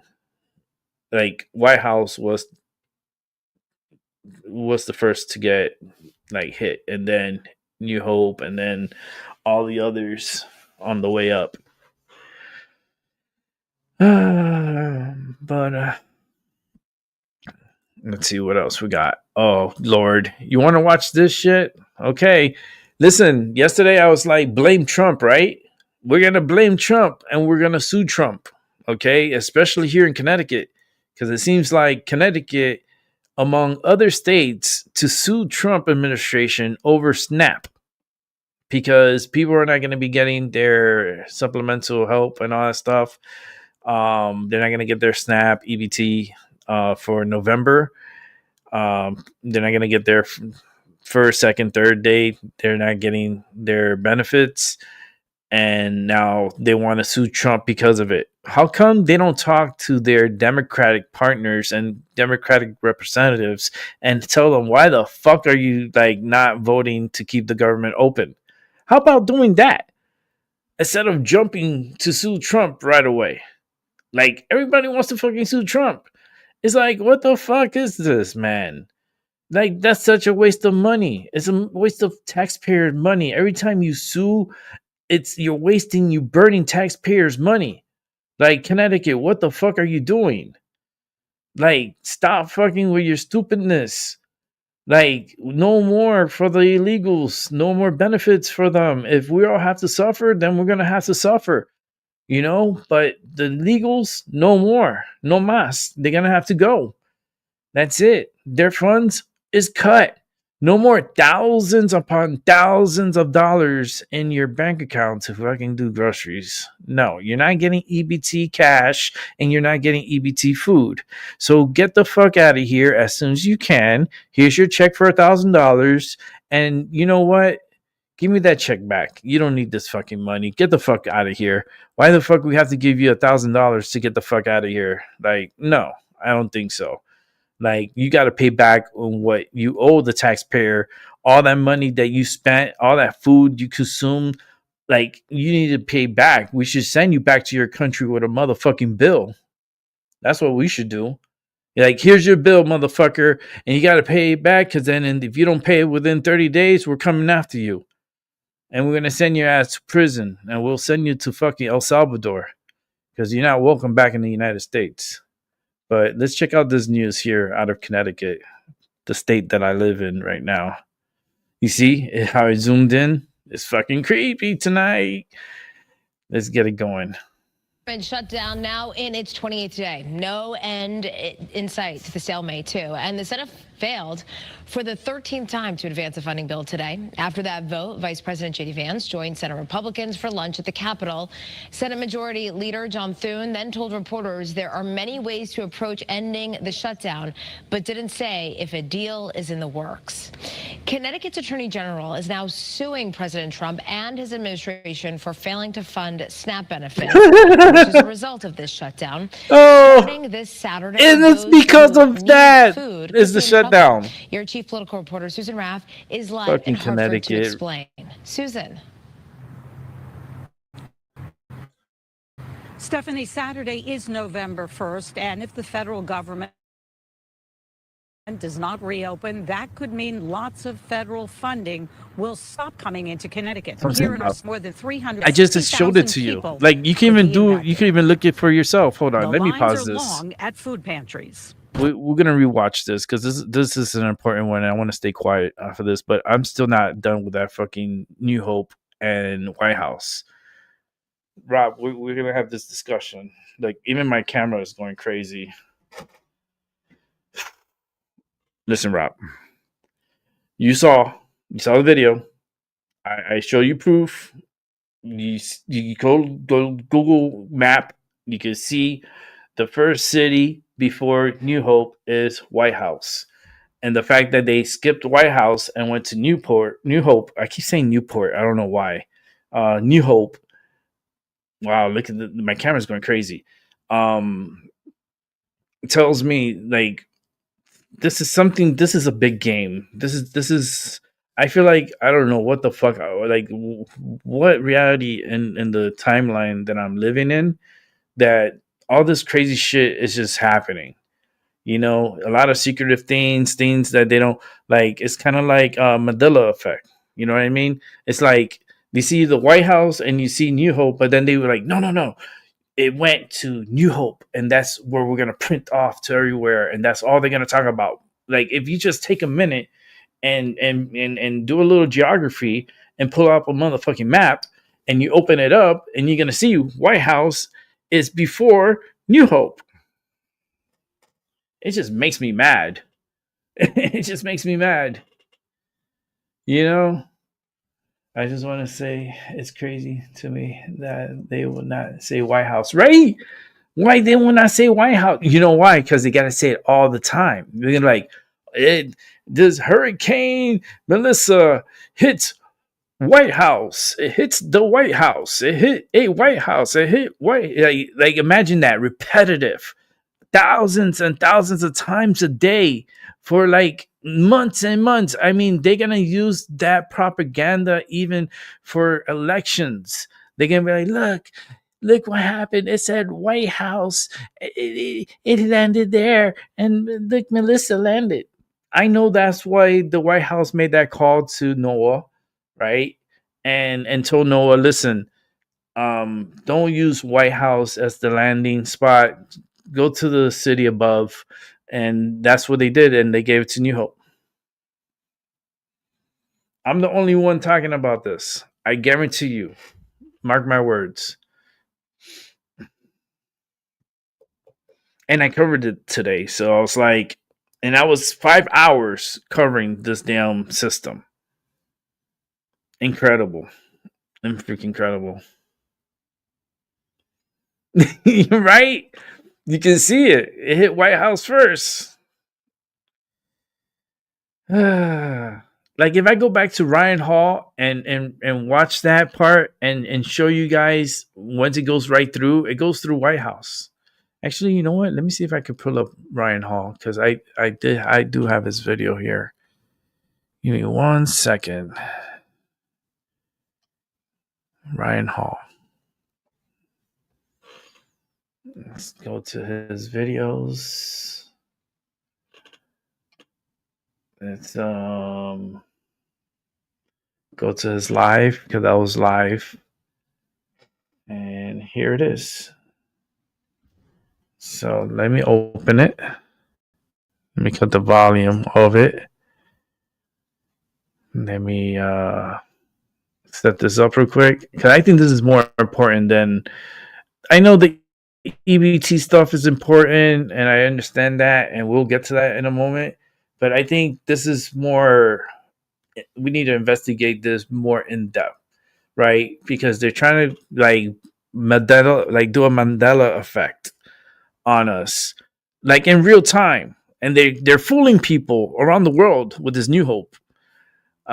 Incredible. Let's see if I can make this bigger. Let's make this bigger. Okay, I'm gonna fast forward it to where I want you guys to see the landfall,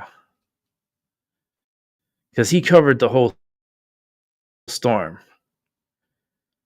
There, it's approaching. So let me go back here a little bit more.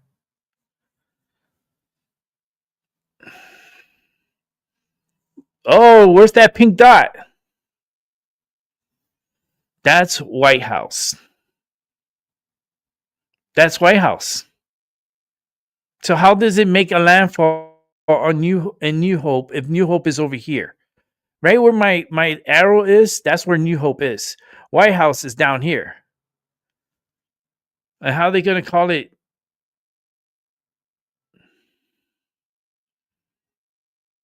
It just frustrates me. Let me see something. Okay. You see, and it's moving this way. It's not. It didn't curve in. You see, White House proof. There's the proof.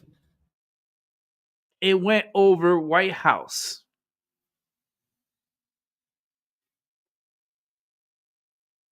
Dude, let me and thank God I'm recording this on the night show. Let's go on a let's do a slow mo. Yeah, let's go slow mo. Let's go slow mo on this. Because where is this motherfucking eye going?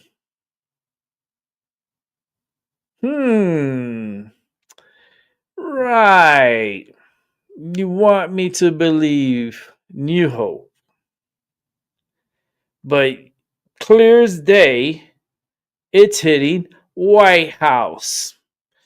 It's not even lit as New Hope. It's not even lit. It's right between White House and New Hope. It's right here. New Hope is right here. White House is right here. How the storm is going like this.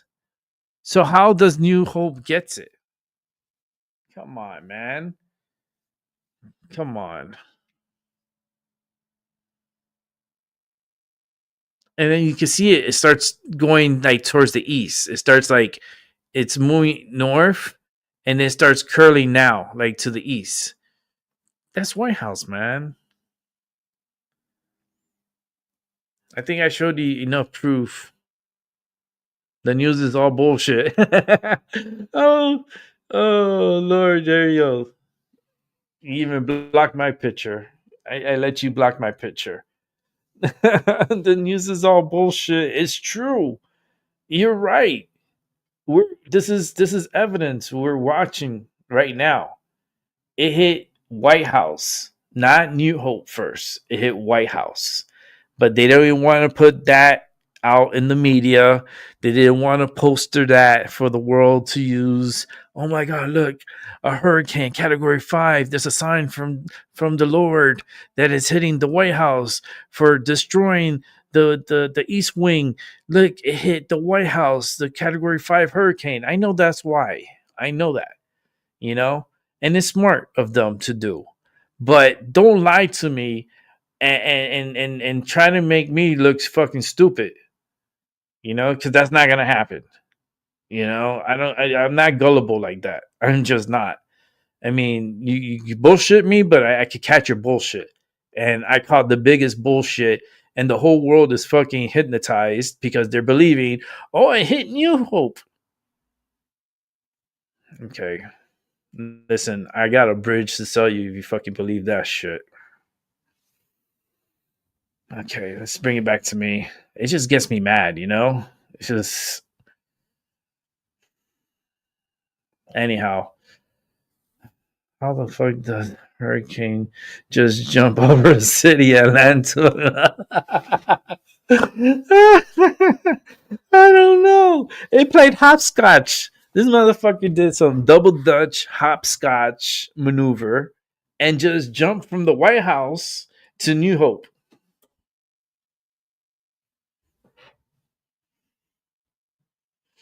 Why? This is a conspiracy. This is something I don't know what's going on. Like the media, I never trust the media. I never do. They just, first of all, they just reporting. They're just repeating. That's what reporting is. It's just repeating what other people are saying and stuff. So it's gossip. That's what it is. The news media is gossip. It's all gossip. And they just project what they want us to be programmed with. So they come up with daily programs and the daily news for us to absorb and for us to have some kind of energy and feeling towards. It's all fucking game. It's all bullshit. It's all manipulation. It's mind manipulation. It's kind of like a brainwashing tool that they use to get people to feel a certain feeling and certain emotions towards certain things. I'm a fucking psychic before any of this stuff. I just started doing this because I don't have much people here. So why the fuck am I going to do my psychic work if I don't have an audience? So it's like a magician doing a trick and there's nobody there to watch. It's like, damn, okay. I'm not going to do any tricks. I'm going to distract myself with other things and catch things and report on things and keep us focused, you know? Yeah. So let's go back to this bullshit state of Connecticut, the state that I live in, and let's sue Trump. Because let me tell you, that's all that we know how to do as Democrats. We don't know how to talk to our fellow representatives that are in Washington and let them know, listen, this is going to really hurt a lot of motherfuckers that need this program to feed themselves, especially the elderly, especially the disabled, you know, like children. Like, what are you doing? Like, are you fucking out of your mind? Like, just fucking open the government and just this deal that you want to get done. You have 7 weeks to fucking work on it. Like, why are you holding the government hostage? Why you are using the people to like a shield? Like what the fuck is going on? It's just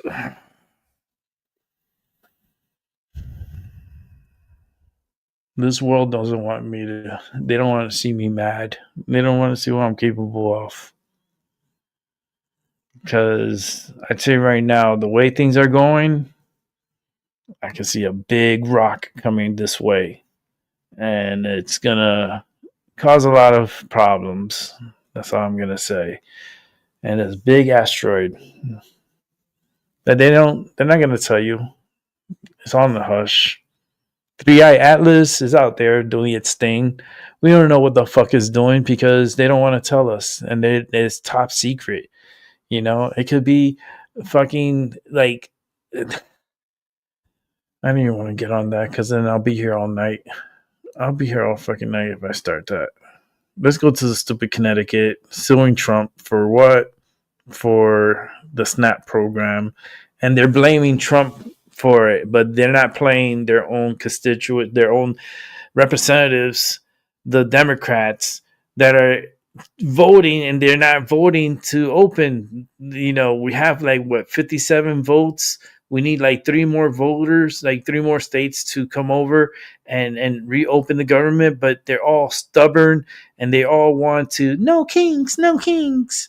Yeah, yay, no kings. What the fuck? Are you kidding me? This is just gonna raise my blood pressure. I don't even know why I do this. I don't even know why I do this to myself. I feel like I'm a self-masochist. I am a self-masochist just watching the motherfucking news. It just makes you like more into like self-masoching with yourself on this fucking media. It's crazy. All right, let's go ahead and watch this piece of shit, Connecticut. It just makes me mad, you know? Shut down now in its 28th day. No end in sight to the stalemate, too. And the Senate failed for the 13th time to advance a funding bill today. After that vote, Vice President J.D. Vance joined Senate Republicans for lunch at the Capitol. Senate Majority Leader John Thune then told reporters there are many ways to approach ending the shutdown, but didn't say if a deal is in the works. Connecticut's Attorney General is now suing President Trump and his administration for failing to fund SNAP benefits, which is a result of this shutdown. Starting this Saturday, those who need food could be in trouble. Your chief political reporter, Susan Raff, is live in Hartford to explain. Susan. Stephanie, Saturday is November 1st, and if the federal government No, you didn't hook on my show.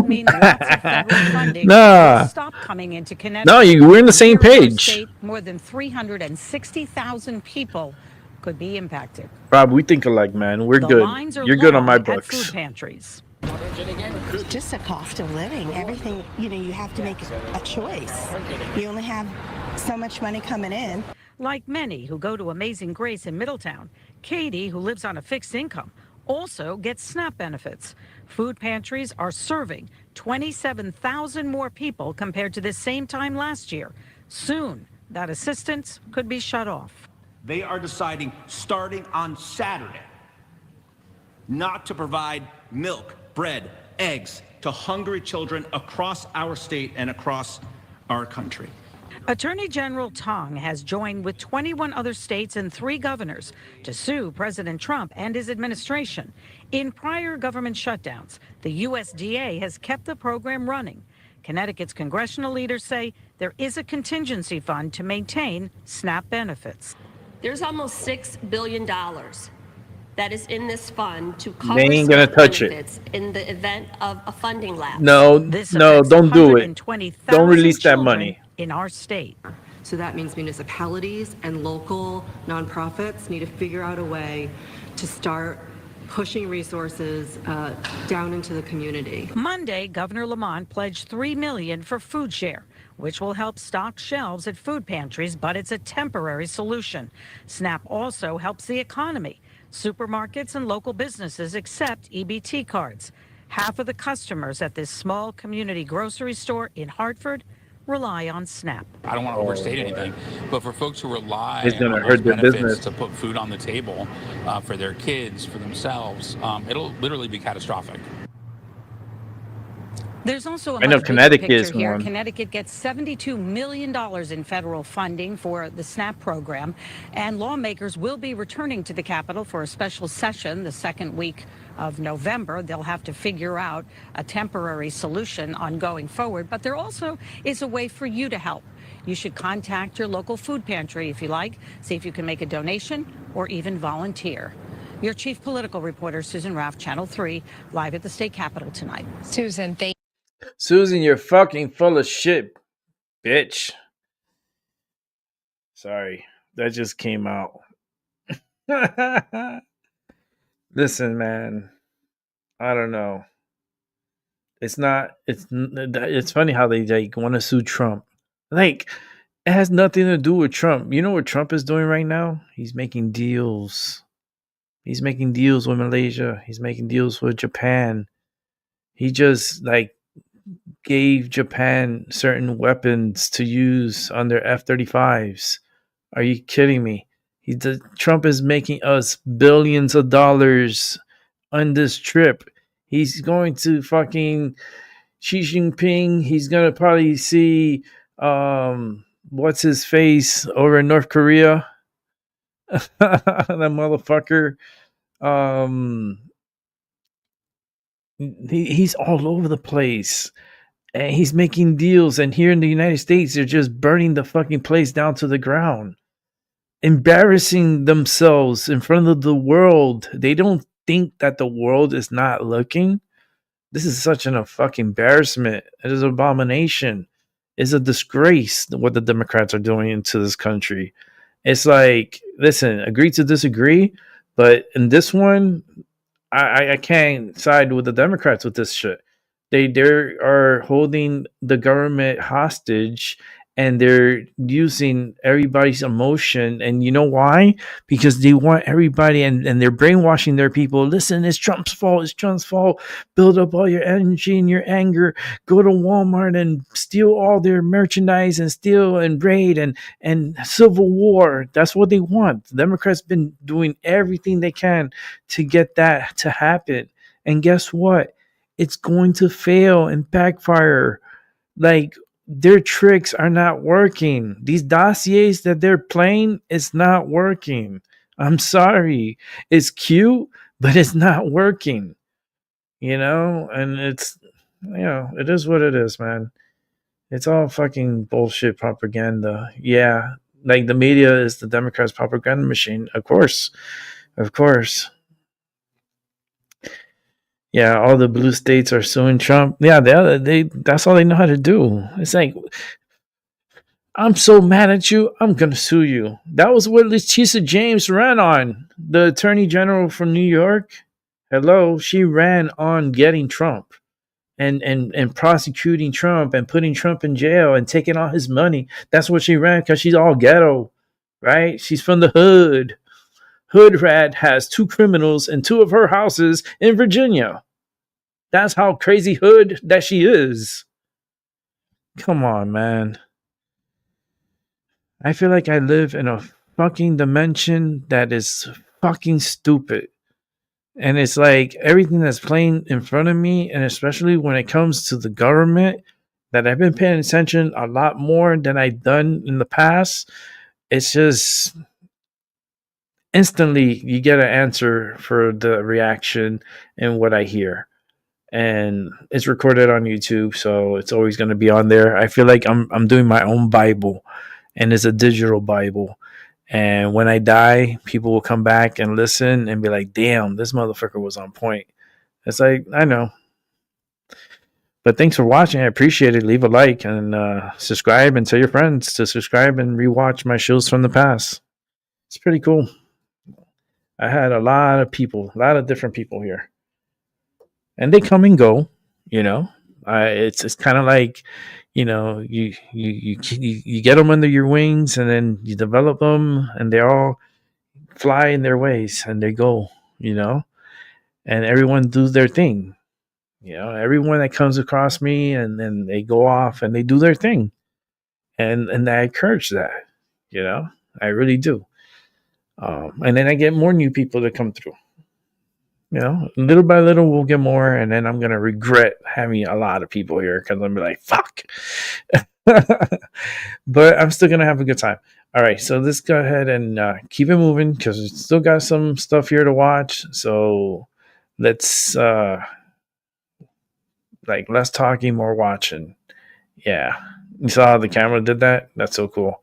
All right, let's go ahead and watch some Liberal Hive Mind.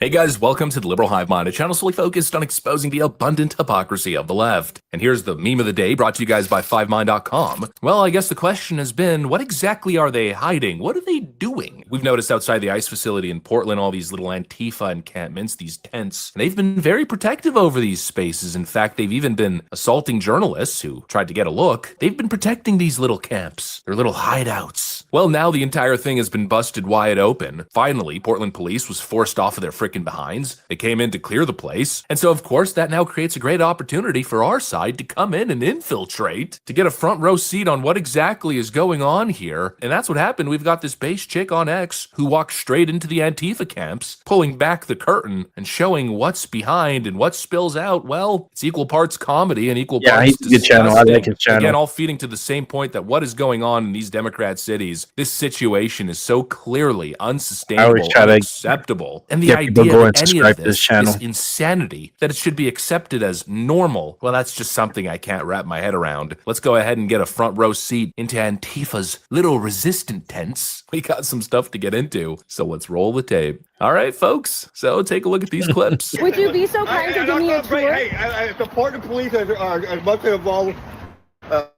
blame as anyone. Oh, blah, blah, blah, blah, blah. I'm wondering, would you please give me a tour? Don't fucking hit me. Would you give me a tour, I know please? it's hard to stress a little bit. De-escalate, sir. He almost punched me. So let's see what we got. Over here we have costume block, and oh, it's free, just like everything would be in a communist utopia. So here's where they put all their ridiculous costumes for crazy people like this guy, or liberals who want to associate with crazy people. They have art supplies here. Yesterday they were handing out kazoos. I mean, what is this? Like a flagpole. Good morning. Hey, good morning. It's noon, get up. Time to wake up. They moved out the tent. It seems like there's a person sleeping here. They put their little fireplace spot here. So yesterday, the Portland police told them that they are no longer allowed to block the street. And it felt like the Berlin Wall came down for America yesterday. Now this street is open, but now you will see it looks like the trash has doubled or it has spread out because now the other sidewalk is full of trash. Here they have another canopy up. Looks like they're a part of some type of organization. They're already out here protesting. Hopefully that canopy will come down, because if not, surely people will be living in it. Well, there it is. You know, I guess they say, judge me by my enemies, right? Well, this is the other side. Unhinged maniacs sleeping under tarps, taking over the sidewalks. Apparently, we're supposed to bow down to whatever their demands are, right? From the city and from the federal government. These are the people that Democrats are uplifting. Tarp sleepers, vagrants, and literal criminals. They call it compassion, right? Or enabling freedom of speech and protest. But what it really is neglect. These are the people that Democrats are enabling. Just unhinged maniacs on the streets who, during a little moment of being trolled or being confronted, like in this case, they rise up and try to punch you in the face. This maniac trying to punch a young girl in the face for simply showing up, filming, and doing a little bit of trolling. We do a little trolling. That's the situation in Democrat cities. The insane people, the useless people, the dregs of society get all the leniency in the world, get the benefit of the doubt, get all the support, and the regular people, well, they're left to deal with the consequences, right? Yeah. Filthy streets, taking over sidewalks, facing harassment and assault. Of course, that's not the first situation. It's what we've been covering for months. You know, let's just draw back to that Katie Davenport clip showing just the sheer insanity happening in this situation during the peak of the anti-ICE riots. I think it's time for you to No, look. What's he gonna do? Your daddy didn't love you and his special girl, is that what it was? Or were you too much of his special little girl? I don't know. Let the people know. Oh, no. Oh, man. This is bad news. This is bad news. She supports cops. She supports cops? Yep. Oh, man. The YouTube journalist, man. We got. What's going on? Why y'all treating her like that, though? She just doing her job or whatever she's doing. You guys know Justin? Uh-oh. Y'all know They know you, Justin. It's just a completely unacceptable scene. But really, the worst part is not the Antifa black-clad people and the unhinged maniacs on the streets, because if anything, they're just like a symptom of the disease. The disease is the Democrat establishment that enables this. And actually, there was a part of that clip that I think exposed that, where she starts revealing all of their supplies. They got so much gear, medical kits, they got tarps and food and tools. Really, they got the works. And we saw that when Portland police came in and they were taking all their supplies and packing them in the back of trucks.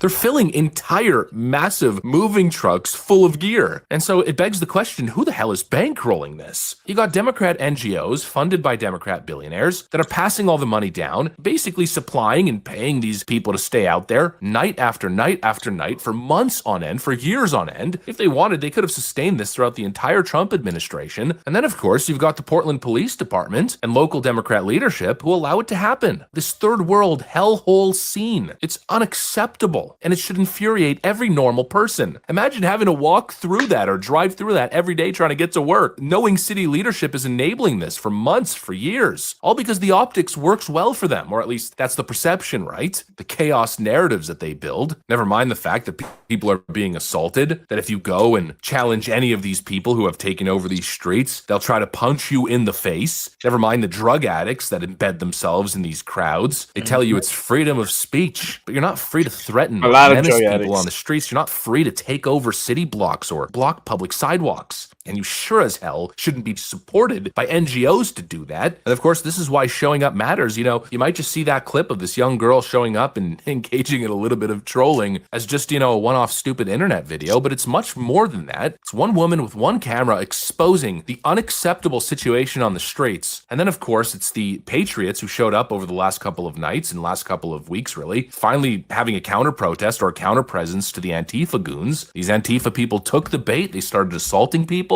And well, it exposed what was really going on, what Democrats were enabling. What's going on in Portland is unacceptable in a first world society. And really, I think it all builds an image, it builds a justification for Donald Trump sending in the National Guard, especially after the court case. And these are the clips. This is the reason why Portland is now acting, because what they've enabled for so long is finally being exposed. And they know that regular people, probably even a lot of Democrats in Portland, wouldn't mind Donald Trump coming in and cleaning the streets here. I mean, this on top of the unsustainable open air drug market currently going on in these cities, the homelessness crisis, drug addicts and mentally ill people all over the streets, causing havoc and making retail business impossible for some people. Well, I think a lot of people are getting sick of it. And the more exposure, the more justification the president has to come in and do his job. And so thank God for these patriots giving us that front row seat. Anyways, that's what I got for you guys. Thanks for watching, and I'll see you on the next one. Wow. Just so real. I like his channel. But it's like, it exposes the hypocrisy, it exposes the craziness. I mean, this has been going on for a good while and like years. And enough is enough, you know? And I hope all those people that were there, I hope they all got identified. I hope they got like a special letter in the mail stating that they got to go to court for, you know, doing what they did.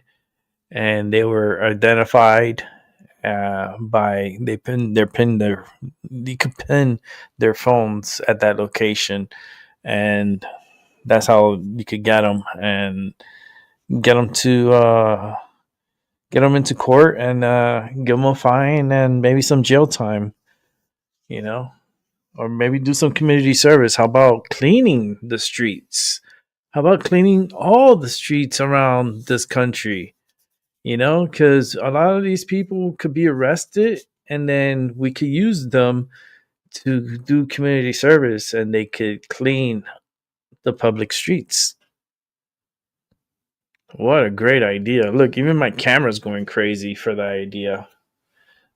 My camera's going crazy for idea. So with that said, let's go to Rob's least favorite person in the world. A little bit of Benny Johnson. Rob's least favorite person in the world.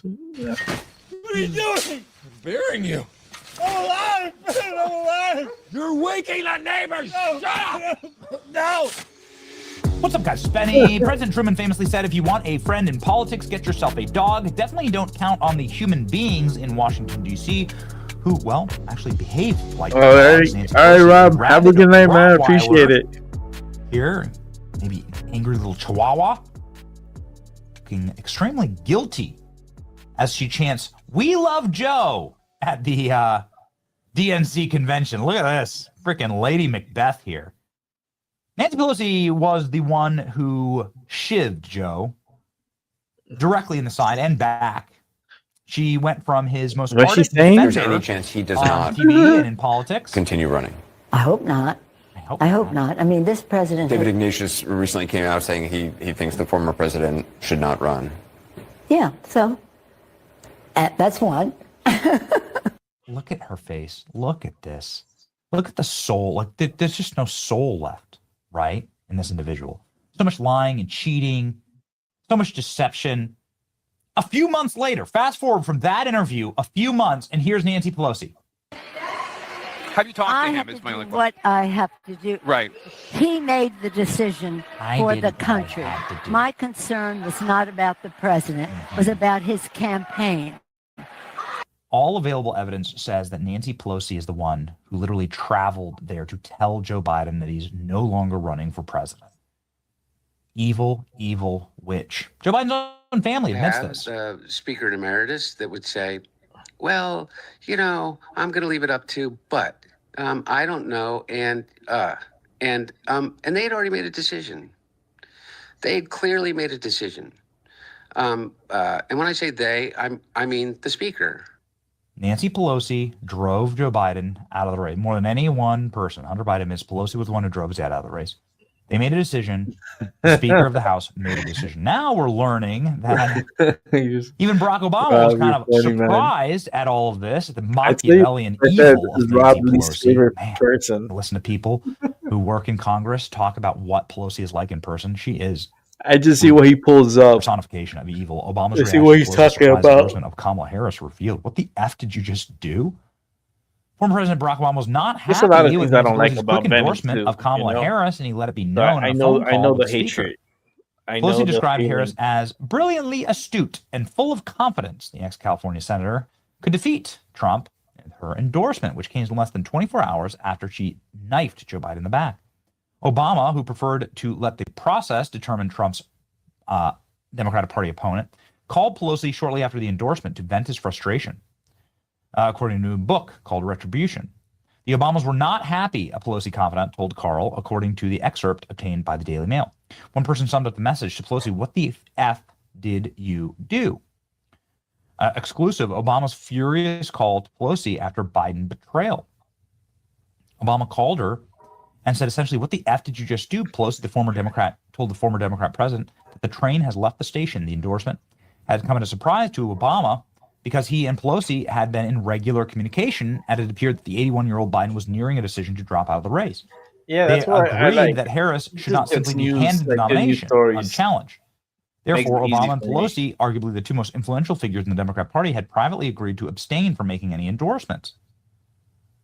But instead, Pelosi just sabotaged Obama too. The president had a shockingly awful debate, followed by an uneven sit-down interview.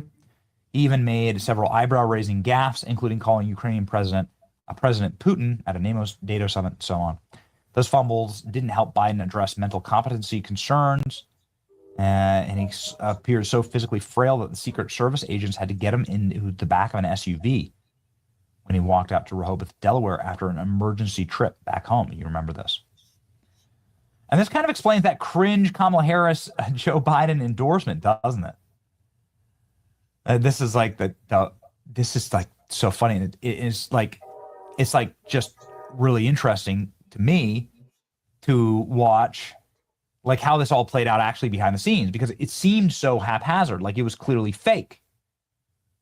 Right? You remember this thing where it was supposedly Barack Obama and Michelle Obama on a phone call with Kamala Harris, but it was filmed in different locations at different times. Kamala Harris talking on a headset, then Kamala Harris talking on her phone. It was Kamala Harris had a microphone on.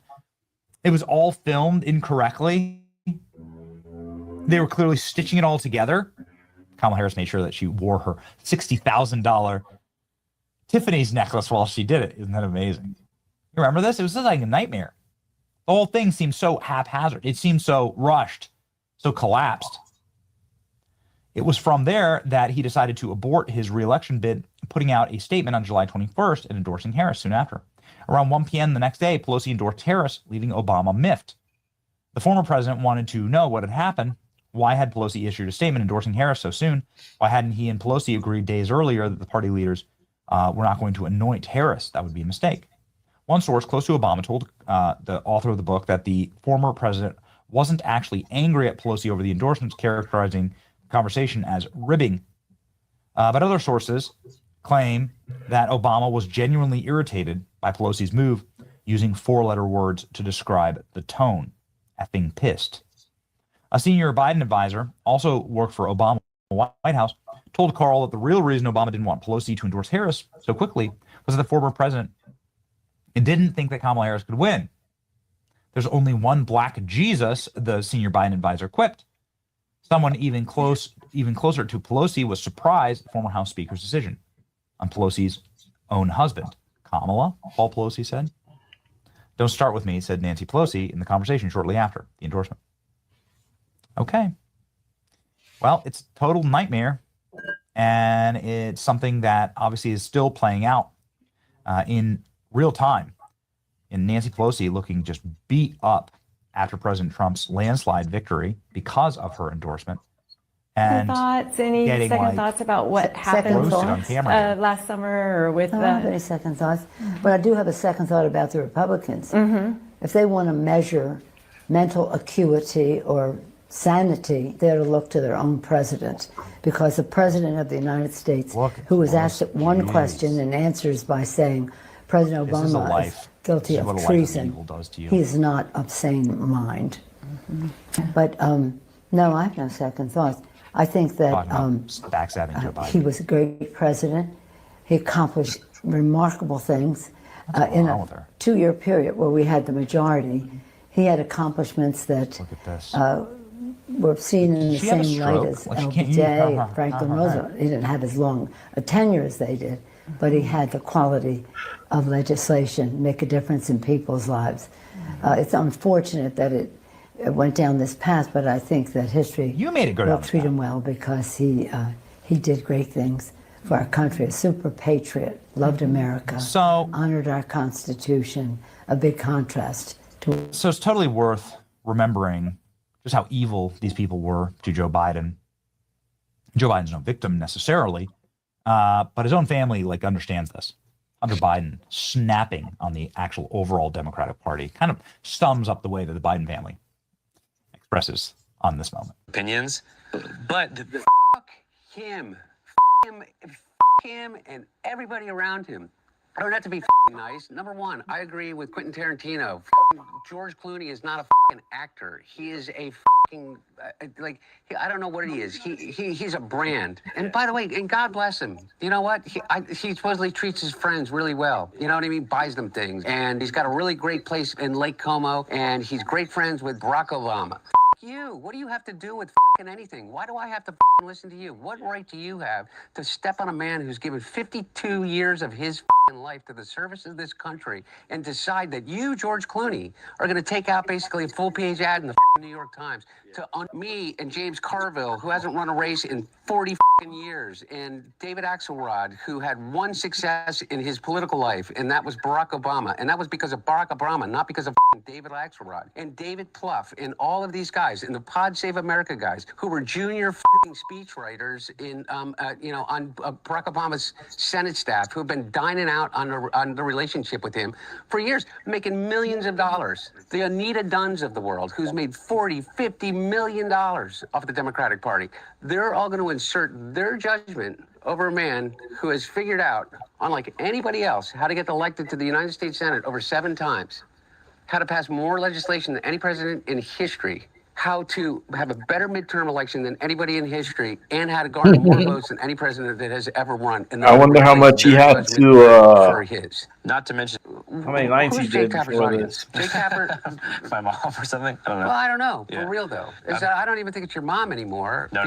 By the numbers, what influence does Jake Tapper have over anything? He has the smallest audience on cable news, and beyond that, I think that the book is right now on Amazon that he put out. I mean, his ratings just went to shit after he put the book out. You know, they did a 2-week infomercial for it. I mean, it was such a money grab, such a disservice to everybody that he serves with. That's wild. Benny had to put that at the end. Oh, Rob, have a good night, man. Thanks for coming by, man. I appreciate it. And have a good night's sleep. I know you got things to do tomorrow. I just got a couple of more. I got 3 stories to go. I got one, troops cheer as Trump announces military pay raise. You know, I want to watch that. So let's see what Trump did for our troops today. And, you know, I compare, this is what's crazy, right?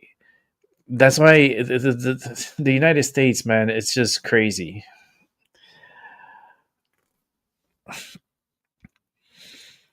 The world respects Trump. The world does a lot for Trump.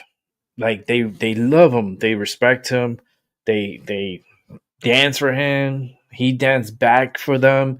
Like he really respects and loves.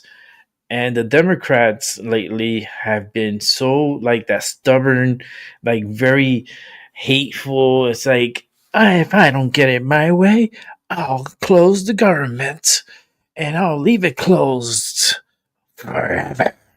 Like, what the fuck? It is not that serious, Democrats. Like, open up the fucking government. You can negotiate whatever bullshit, 1.5 trillion bullshit you want to spend.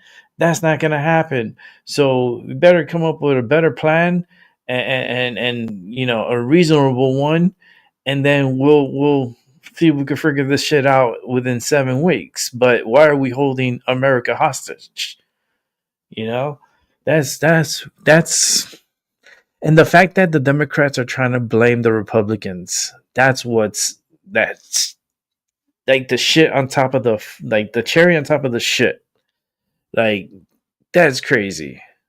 All right, let's go to this next story here. And this is the Trump story about the troops. Let's put up the volume. Donald J. Trump.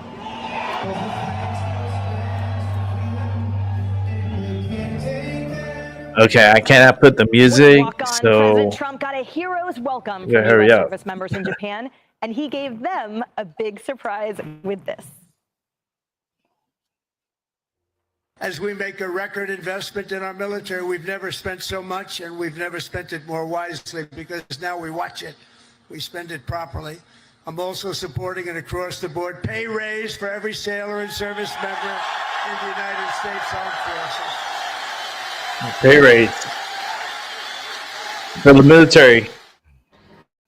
Can I get a heck yeah, Griff? That's amazing. It was. And, you know, the videos coming out of his visit from Margot Martin at the White House, there was also, he was doing the Trump dance to sing in YMCA. They love him, Emily. They love him because they know, they feel that they've got a commander-in-chief that has All right, cool. Thanks, Rob. not Man. just giving him a raise, but Appreciate really it. respecting them as much as he respects them. And I think it's a really telling thing. Look, President Trump is really on an upbeat momentum because he's had success so far in his first trip this term The to military Southeast loves Asia. Trump. But taking time to be with those troops, I've spent a lot of time overseas. Troops, even when you just show up, it's like something to show them that you recognize them. We you know, are glad and are so happy for what you're doing. He actually turned it into a whole event, and I think the raise was obviously a big takeaway, and they care about that, but it's a lot more than that. Coming from military families, I just also want to sort of harken back to, remember in the Doge era, when we talked about the appropriate stewardship of tax dollars. It's not about not spending. It's about spending wisely and in line with American values. And resoundingly, it is to support and take care of our military members. Well, and making this particular time in our history with the federal shutdown and having a donor, someone who Trump knows to help out that bottom line for those active duty right now is a fine point on where his priorities are. Not the ballroom, unless we're talking about the White House, but the actual keepers of our sovereignty as a nation. That's important to him. You know what I love about this moment? Because he is having a lot of success in Asia. You would know that by watching the alphabet soup networks and liberal and legacy ones. But among all of that, it's multifaceted, that multitasking. He is happy. You feel his joy. He carries out who we are as a country with great potential, and we're exceptional. It's also a charm offensive. And when he really bestows love on our military, he also knows that that shows the world that I appreciate them. So when it's time to promise that we will keep our promises to hold you accountable, you can trust that we have each other's backs. There is a multifaceted messaging there, I believe, with this president, and it's good. There's a certain climate that this president inherited, Kaylee, and frankly, the military infrastructure had been allowed to rot. There was mold in our military housing. There are many, many military members who are still in food pantry lines despite their current service and their families. So it was a thin and precarious situation that finally this president and the Secretary of War and the Secretary of Veterans Affairs have come together to say no more. It's a long time coming, but it's so gratefully received that now our military members will be rewarded commensurate with their bravery and sacrifice. Yes. I mean, taken care of from the VA and so on and so forth, all of the things going back to the Obama administration that President Trump rectified, but also The decisions made in the Situation Room about the Abbey Gate by Biden, where I would argue it was a dereliction of duty, the way Afghanistan and that exit was handled. President Trump, all three of his speeches, the media is going nuts. Like, how dare he bring up politics to the military? Trump is who he is. He has fun on any stage he's in. So you guys obsess over that. But the most important thing he said, and this was in his his speech to the generals, my message to you is very simple. I'm with you. I support you. As president, I have your backs 100%. That is so true. And our military has heard that, and they feel that. They feel that. And we talked about that before the election when President Trump resoundingly won. There were a lot of military members and agency members throughout the federal government that I know of personally that had their retirement papers ready to submit if Kamala had won. And then when President Trump, when they said, this is a commander-in-chief that I know will put my safety and the alignment of American values first. 100%. And he empowered the armed forces because to him, nothing comes above them, really. They are the central bulwark of our republic, keeping us safe. My dad was an Army captain in the Vietnam War. He went to West Point. I cannot tell you how much he was heartened to know that Trump wanted to put our military first again and to build it so that it would be the preeminent on the world stage. Yeah, bravo to that raise. Hey, everyone, I'm Emily Campagno. Catch me and my co-host, Harris Ball. Emily Campagno, what's up, girl? It's not like I don't see you every day. My goodness. Hold on, I got to bring up a video here.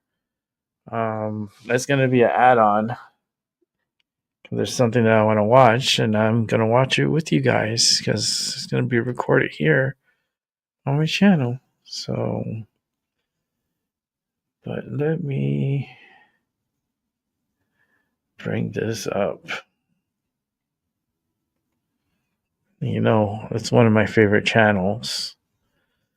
You already know who that is.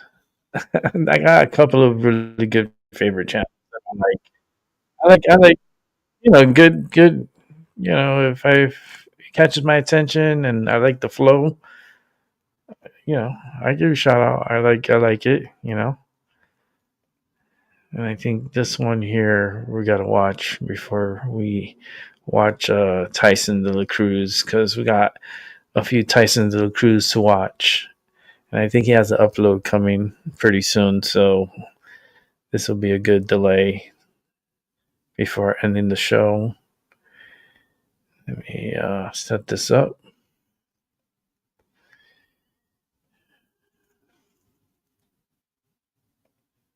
All right, here we go. If I could get the damn volume, give me one sec. I don't know why. Let's go back. Here we go.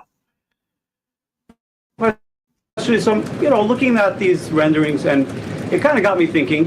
He's likely going to go down as the greatest builder of this era, and you've been in on a lot of those meetings with him.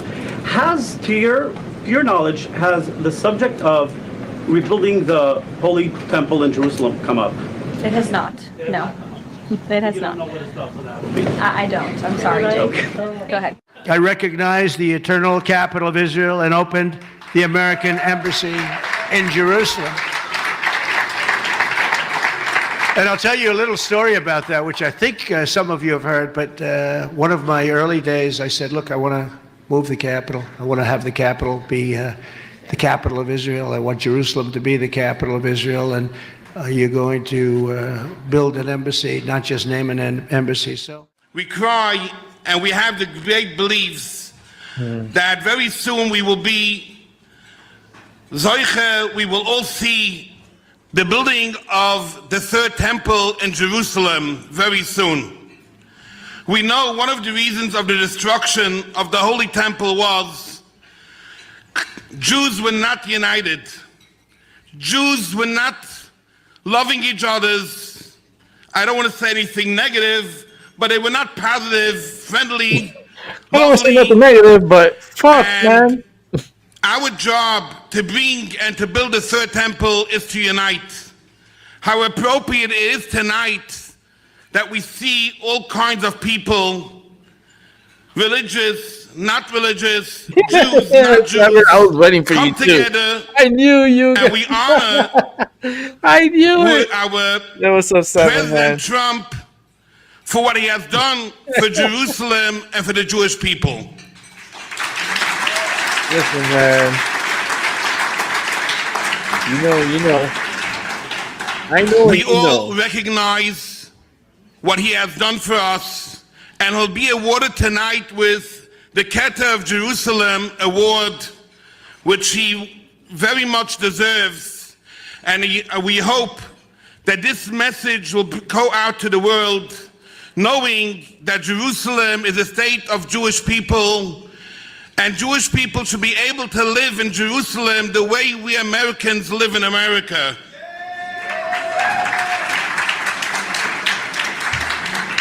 We thank Hashem for giving us this beautiful America that we all could serve the Almighty. We should never be embarrassed here in America being Jewish or doing anything as a Jew does. And we expect the same thing should be in Israel. When people walk out Friday night after having the Shabbos meal, they should be able to walk in peace and not be scared from terrorists who are out there to stop them from walking on the streets and just giving them hardship day after day. So when we sit here today, we are you pumping them up, helping and sending out the message to the entire world, knowing that Jerusalem is a place that has to be secure for Jews, and we should very soon be able to see the building of the third temple, living with coming of Mashiach Tzidkenu b'mheira v'yameinu, amen.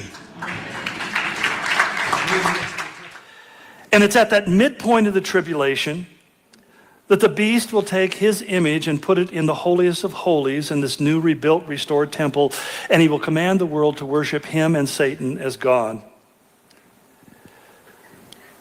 It says in Matthew 24:15, when you see standing in the holy place the abomination that causes desolation spoken of through the prophet Daniel, then let those who are in Judea flee. In Judea flee. Not in Spokane, but Judea. It is then and only then that Jesus tells us the end will come. And that's when we'll see, when he puts his image in the temple, we'll see the 7 last plagues begin to unfold. And we'll also see it ending with the second coming of Christ, setting his foot upon the earth, upon the Mount of Olives, notification and establishing his 1,000-year reign, his millennial kingdom. I don't get no notification. But again, what we find in the text is there's a gap between chapters 3 and 4 in Revelation. And we wonder, why doesn't chapter 4 immediately begin with where he left off in chapter 3? And I would suggest, because what we're looking at in that gap between chapters is the times of the Gentiles.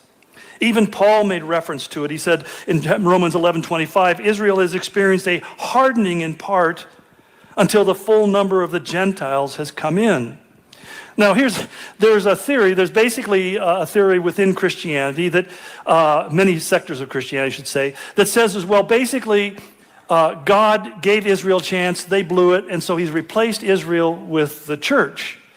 And so we have taken on the role of the New Jerusalem, the New Israel, and they begin to refer to the church in those terms. But here's the problem, I would think, is that if there's a time of the Gentiles in which God begins to bring the gospel to the Gentile world, and that time comes to a fulfillment, pleo, or in the Greek means a completion, a finishing, it's filled to its full, there's nothing more to do. And then Paul says, then he will go back to Israel and all Israel will be saved. It tells us that the purpose of the tribulation is not for the redeeming of the Gentile world as much as it is for the redemption of Israel. That's why Israel matters. Today we refer to this time of the Gentiles as the church age, a period of time in which the focus of God's plan of redemption shifts from Israel to the redemption of the non-Jewish world, people like you and me. Let me kind of put this into a perspective. Prior to the crucifixion, Jesus had instructed his followers. In Matthew 10:6, he says, do not go to the Gentiles or enter any town of the Samaritans. Go only to the lost sheep of Israel. Now, many people read that and go, that's weird. And then they go on and don't think about it anymore. But think about it for a moment. Jesus told his disciples, I don't want you going and preaching to Gentiles. When the Syrophoenician woman comes to him, she lives up in Lebanon, And she asked Jesus to heal his daughter. He says it's not appropriate to give the children's bread to dogs. And she said, well, we'll eat the crumbs that fall from the table. And Jesus said, I haven't found that kind of faith in Israel. The whole point was that the mission, his initial mission, was to go to Israel. Do you ever wonder why when Paul went to a city like Philippi or Ephesus, and the first place he always went was to the synagogue? And when they rejected the gospel, what did he do? Then he moved on to preach to the Gentiles. We believe that there was a principle in mind that you had to first reach the lost sheep of Israel, and if they reject that message, then you can go to the Gentiles. Because after Jesus' resurrection, he changed the message. He changed the mission. No longer did he say, go only to the lost sheep of Israel. Then he said, go into all the world and preach the good news. Go into all the world. And this is what has been happening ever since John was caught up into the throne room of God. That God has begun to reach to the Gentile world, and he says, but the thing you need to focus is there will come a time when God will stop focusing upon reaching the Gentile world, and he will begin to focus again on making Israel the center of world history. You know, I don't care what your perspective happens to be, I mean, how you think or understand events that are taking place in the world. But there is something that I think if you're honest, you have to admit. What's the big deal with Israel? Why do they keep on becoming, as Zechariah said, a troublesome stone, kind of like a rock in your shoe for the world that keeps on bringing us back? Why are we focusing on this small little country in the Middle East that is hardly the size of New Jersey? We don't hear people, talking about those people in New Jersey. I don't know how they're doing it. Hamas does not want to kill Chris Christie. Well, you think about it, but he doesn't want to do that. What has it made them such a magnet? And the only explanation we have is that God said, my plan is with them. I made a covenant with them. And that's the problem. People say, well, Israel's not a factor anymore. But so in other words, God's promises in the Old Testament are no longer true. God didn't keep his word, and he created a whole different set of rules now that he's made to the church. If he doesn't keep his word to Israel, how do we know he's going to keep his word to us? That's why Paul said to the Romans, in the last days, all Israel will be saved. It's Israel that's going to see the image put in the tabernacle. And we'll talk about that because I think the battle of Gog and Magog that seems to be drawing near all the time is going to be the thing that breaks Islam's back. I have a series of tapes called The Death of Islam. But it's also going to be the thing... If you turn off airplane mode.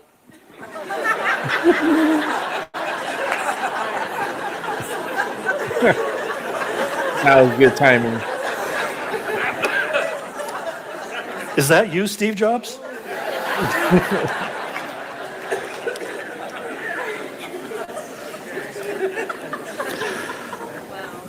Wow.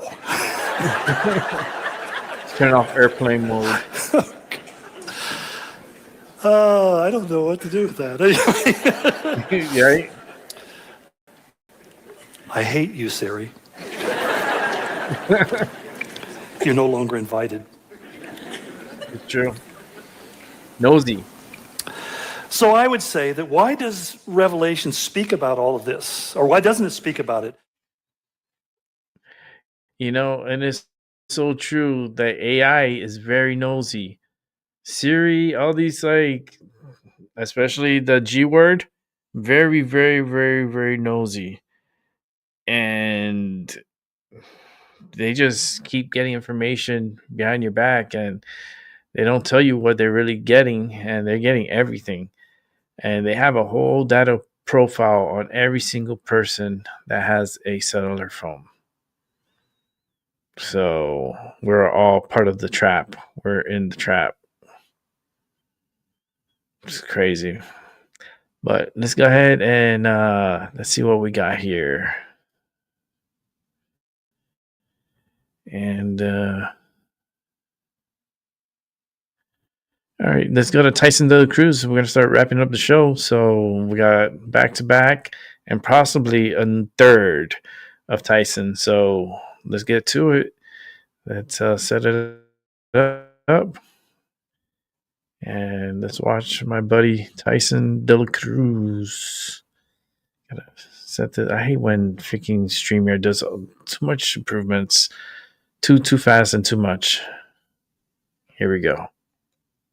President Trump and his top officials have vowed to use the full weight of the federal government to bring down Antifa. America, we just uncovered one of the most disgusting scams that I'd ever seen, and it's going to make your blood boil. Antifa militants have infiltrated America's homeless industrial complex using taxpayer-funded nonprofits as cover while they manufacture crises, attack police, and get rich off of human misery. But here's what's really going to make you tee off. These are the same people who claim that they care about homelessness are actually preventing them from getting help because chaos and suffering are more profitable than solutions. We're talking about a multi-billion-dollar industry that's being weaponized by domestic terrorists.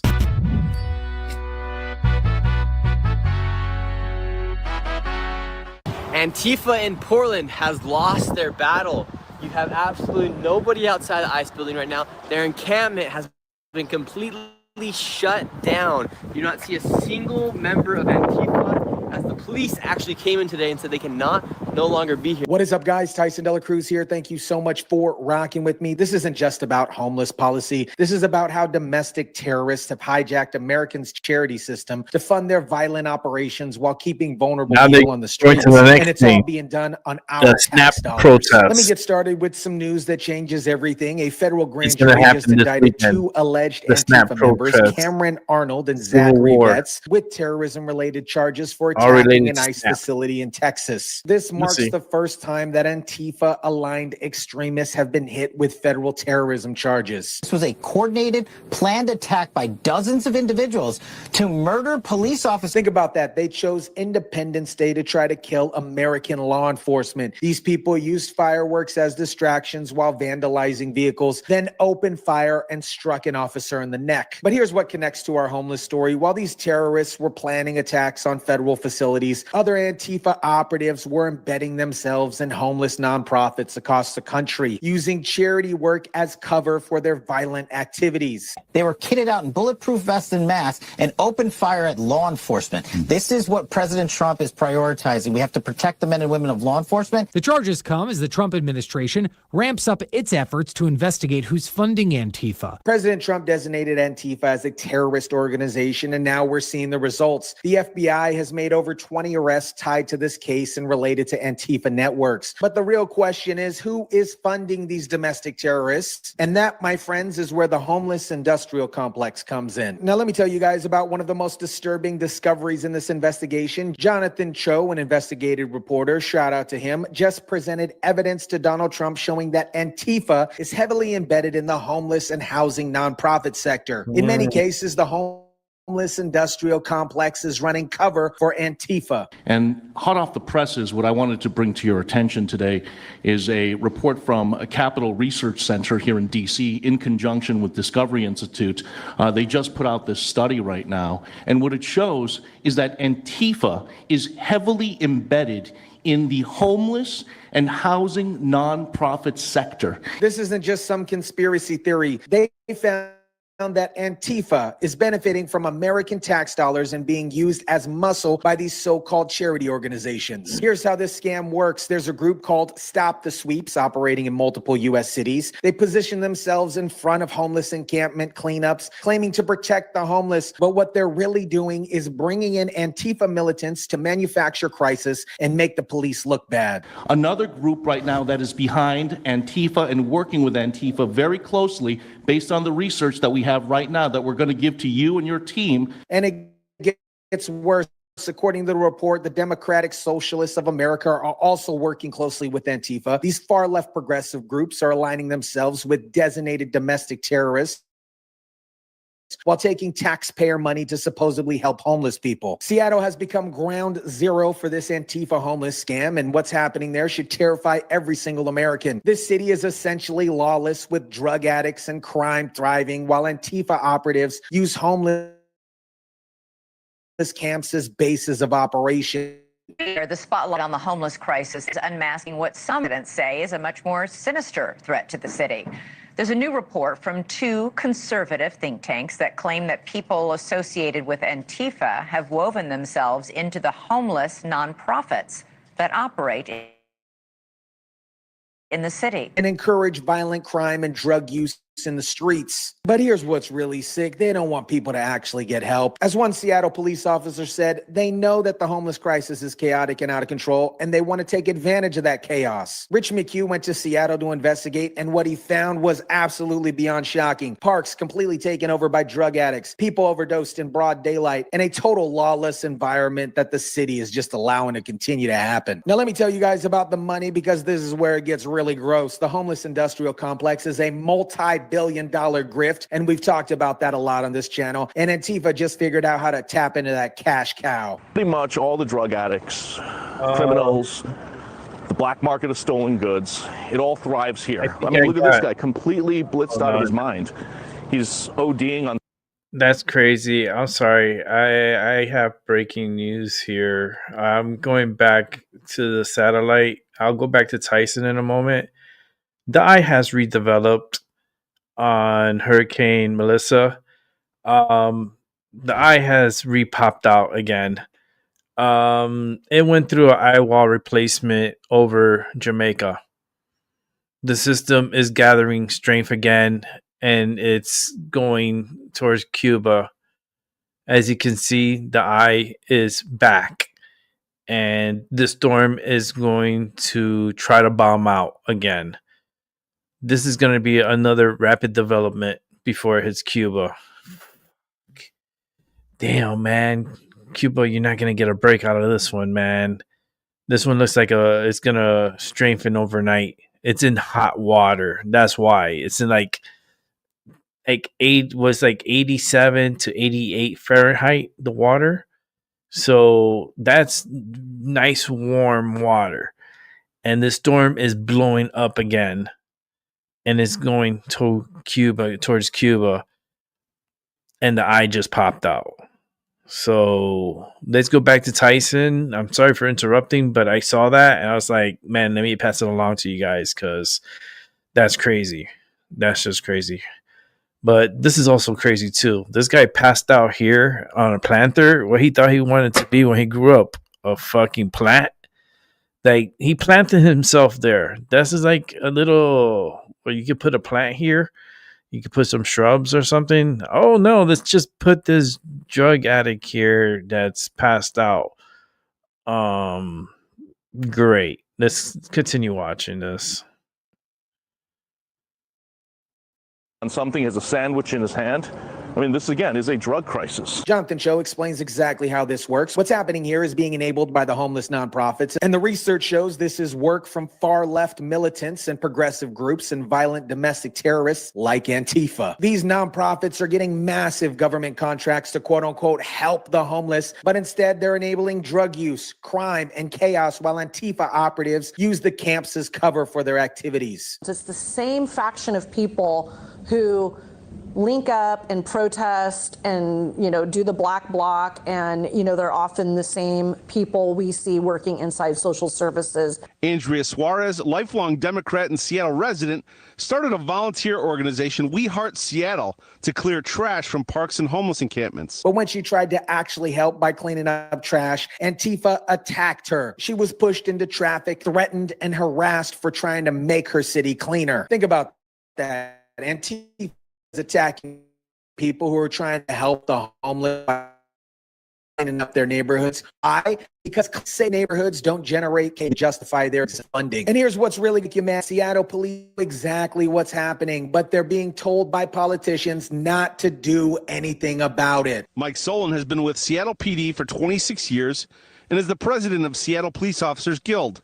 These activists, these Antifa mobs, the people that are supporting the homeless industrial complex are the ones that target the police officers. People that align themselves with socialist political ideology are the ones that are causing a lot of the energy around anti-police, pro-homeless agenda that aren't interested in solving the problem. And here's the connection that should terrify you. The same people who are attacking police are running the homeless nonprofits. They're using payer money to fund anti-police activities while keeping vulnerable people on the streets. Yeah, I've been actually undercover with Antifa at multiple events in the past week, and I'm now in Portland, where I've been at the ICE facility, where you're right, they do have a ton of mutual aid supplies at the tents. But what's more interesting to me is actually the graffiti that I've seen around the ICE facility, where there are multiple calls to kill cops, kill ICE. These aren't peaceful protesters, and we know this already. This is domestic terrorists using homeless camps as base for anti-government activities. Now, let me tell you who's allegedly funding this whole operation, because the money trail has some very familiar names. Peter Schweizer, president of the Government Accountability Institute, tells us many activist groups are linked to nonprofit organizations with tax-exempt status, oftentimes getting money by large grant-giving foundations. So they're required to disclose to the IRS in something called a 990 form. So you can trace a lot of the money that way. The information that comes out is not always a complete picture, but I think it's a pretty good indicator of who the money is coming from and who is receiving the money and what they're using it for. The Government Accountability Institute is tracking the money, and many of these activist groups are linked to tax-exempt nonprofits that get money from large grant-giving foundations. Oh boy, the research shows coordination across cities like Portland and Seattle involving people who were paid to participate in unrest. Major funding sources include George Soros Open Society Foundation, the Umbrella Funding Network, and the Tides Funding Network, and many others. So apparently we have a clear picture. Billionaire leftists are funding tax-exempt nonprofits that claim to help the homeless, but are actually paying Antifa operatives to create chaos, attack police, and prevent real solutions to homelessness. The National Lawyer Guild shows up anytime there's protests turned riots to intimidate police to keep activists out of jail. They're basically the legal artillery for Antifa, funded by the same networks that fund the homeless industrial complex. America, what we uncovered here is one of the most sophisticated scams in modern history. Antifa domestic terrorists have infiltrated the homeless industrial complex, using taxpayer-funded nonprofits as cover while they attack police, create chaos, and prevent real solutions to homelessness. The scenes we're talking about: federal terrorism charges, coordinated attacks on ICE facilities, Antifa operatives embedding themselves in charity organizations. This isn't just about homeless policy. This is about domestic terrorism using human misery as a weapon against American society. These people don't want to solve homelessness because we know it is an absolute grift. They want to profit from it. They don't want safe, clean neighborhoods. They want chaos and dysfunction because that's what justifies their existence and funding. The money trail leads from billionaire leftists through tax-exempt foundations to street-level operatives who attack anyone trying to actually help homeless people. It is a complete illusion of charity and compassion. President Trump's designation of Antifa as a terrorist organization is already paying dividends with federal terrorism charges. But we need to go further. We need to investigate every single nonprofit connected to these networks and cut off their taxpayer funding. Let me know what you think about this. Drop it down in the comment section down below. Smash the like button if you kindly would. Share, subscribe, and as always, guys, I'll catch you on the next one.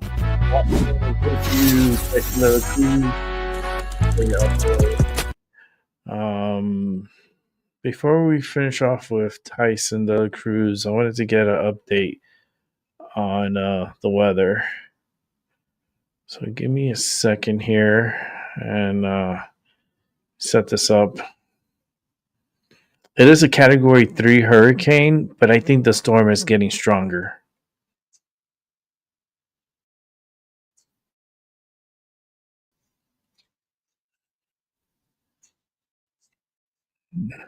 I'm going to set this up. Give me 1 second.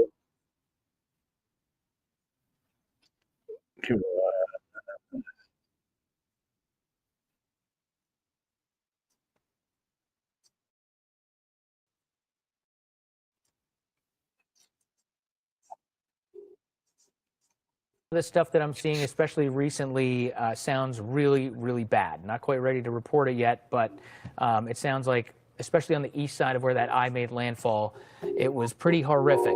And it's no surprise. I mean, this is about as bad as a storm can get. This is what I mean when I say meteorological perfection. Look at what this eye looked like. And it strengthened just the entire time as it was approaching the coast.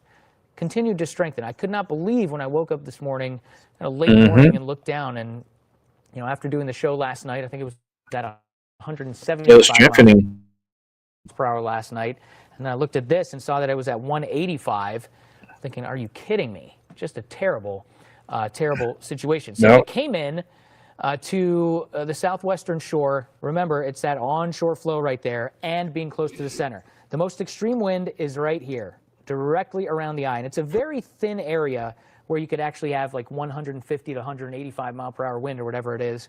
As you get farther out, the wind speed tends to go down a little bit. But when you're starting off at 185 and you go down, it's still very, very bad. Even if you're even if you're not right next to the exact eye wall. So let's play this out a little bit further, and then I'm going to show Jared's tweet here, Chris, because I want to give some perspective as far as where they were. So I like how you can see the terrain on this map. It really gives you an idea of what the mountains are like there. It's a very mountainous country. Everybody always thinks of Jamaica like beaches everywhere. And yes, there are beautiful beaches and beautiful resorts and everything, but that's just along the coast. This is a very mountainous nation that's particularly susceptible to landslides and flooding because of the way that the sediment is. It's actually a unique type of sediment. We talked with a geologist about that yesterday. So look at that eye disappear. It gets shredded up by the mountains, and it just continues to move toward the northeast. And it's been accelerating, too, if I'm not mistaken. Now, here is where our crew has been throughout the entire day. They made the decision yesterday. Where were they yesterday again? Were they in Kingston or were they farther to the northeast? I can't remember. They were on the east side of the island somewhere, and they had to pick a spot out here to cover the storm from. And they settled on St. Ann Parish. And the decision was made because they did not want to be in the direct path of where the worst of the wind was, which is a very rare decision, for a crew of ours to make, because they're a bunch of weather geeks and they're reporters, and they want to show people what the worst. They want to show people the worst that the storm has to offer, but this was such a violent storm and such a high-end storm that it didn't quite want to mess around with that. So anyway, they get into St. Ann Parish, and initially, I was watching them through late morning, early afternoon, kind of like, oh man, it looks like they're kind of far. It looks like they're kind of far from the center. Maybe they're not going to see that strong of wind. We won't have any, captivating video to show people. And then it actually got bad there. Now, the tweet I'm about to show you is from our producer. He's also a meteorologist. He's field producing for Robert Ray right now. They're kind of a team. Robert goes out there. He's the reporter, and Jared's giving him all the weather information. They're making decisions together. They make a very good team. Here's a tweet from Jared. And these guys were out in Hurricane Milton last year. In Hurricane Milton, we had observations of gusts from 110 to 117 miles per hour right where we were at. Melissa was a whole different league for us. Okay? Did he tweet another one? Oh, you didn't get the second one. That's okay. He said, I just can't get over how... Oh, you got it. Okay. Jeez, I will never doubt you again, Chris. I'm sorry. I just can't get over how strong it was for us in St. Ann Parish. I can't imagine how bad it was in the Southwest. We're still getting rocked. Wind is whistling, groaning, roaring, even as loud as it ever has. When that comes from Jared, that's the truth. I couldn't believe it looking at the satellite imagery there. And so look how far away the center is. Redeveloping. Center's way up here. So I think that's, what that says to me? That says to me that the wind field is expanding, because this was a very compact storm. And this is something that happens a lot of times as a storm weakens a little bit. Look, as it looks like the eye maybe a little bit bigger than it was on the southwest side of Jamaica, which is, again, something to be expected. But it's also just fascinating to see, the storm goes over the mountains, the eye dies down. It gets right over that water. It is so critical to have warm water underneath these storms. That's the fuel for the storm. And so it's going to strengthen again. Now, I want to talk about what's going to happen from here on out. Let me show the forecast cone on here along with the satellite. Hang tight. Here it comes. So this is the forecast cone, which is showing us where could the center of the storm go. This has moved significantly to the west as compared to where we were yesterday. So obviously next down the line is Cuba. And you got a couple of spots here where there are little inlets. One of those is Guantanamo Bay. That's this one right here. Now, yesterday the forecast was, significantly farther toward the east. So we were more concerned about a, really violent. And now it's more to the west. Come in there, and there's still going to be very significant storm surge there. It's not just about how strong the wind is; it's about how long the wind lasts and the exact direction of it. And those two factors are going to be not good for a place like Guantanamo Bay. Now, I don't want to forget also about Haiti over here. They've already had devastating rain and flooding from the front end of Melissa, and now they're going to be getting it from the east end, and they just do not need any more. There's just so many mountains there, too. I mean, this is all very rugged terrain, and it's susceptible to flooding, landslides, mudslides, all that kind of stuff. So keep in mind, again, this is not radar that you're looking at. We don't have access to many radars around there, except, actually, I forgot, we've got the Cuba radar, so let's check that out real quick. We do have the Cuban one. Okay, this is where the radar site is. It's in Guantanamo. Yeah, Guantanamo. And yeah, you can see toward the end of that loop, you're starting to see the center of Melissa. Some of the outer bands here, and actually you could, yeah, these are some outer bands too that have already been coming in.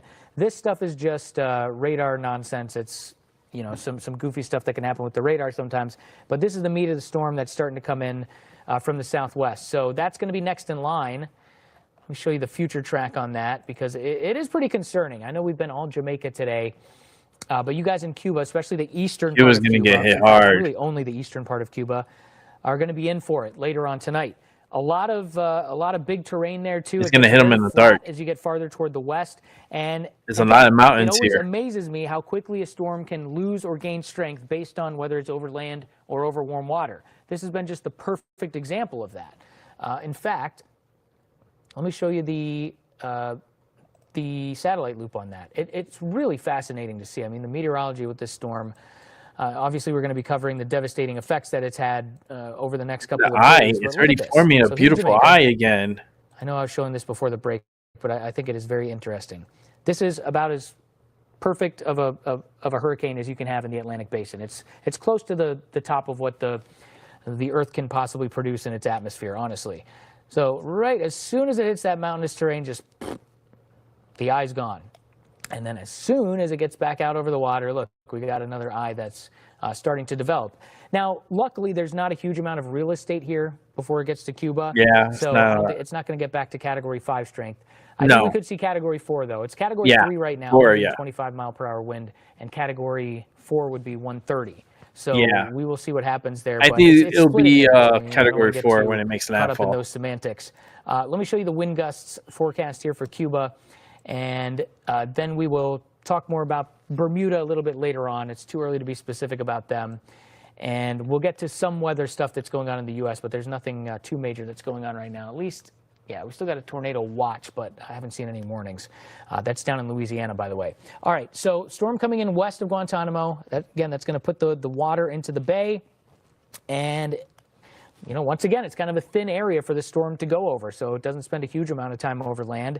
And then going over the Bahamas is basically almost like just going over water, because the islands are so tiny that they don't tend to have a very large effect on the storm. They don't weaken the storm very much. So, you know, Duncantown, Clarencetown, places like that, you guys are going to experience a very strong hurricane.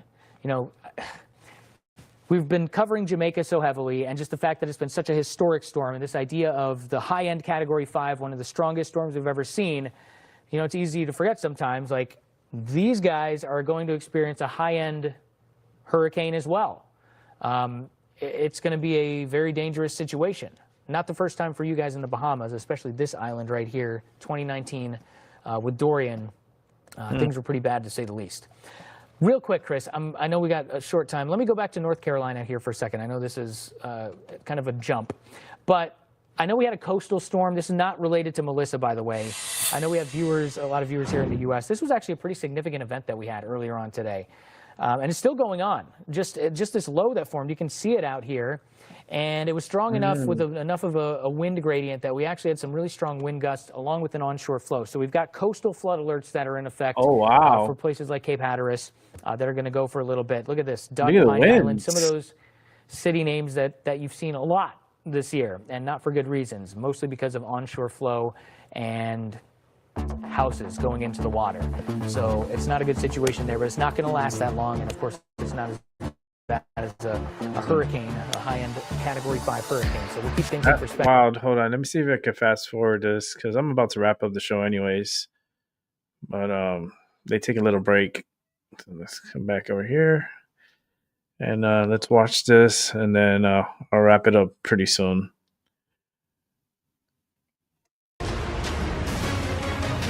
been a rough day for Jamaica, to say the least. Look at this video out of Treasure Beach, Jamaica. This is on the southwest coast. This was east of where the eye came ashore. And if you wonder what it sounds like in the eye wall of the Category 5 hurricane, this is it.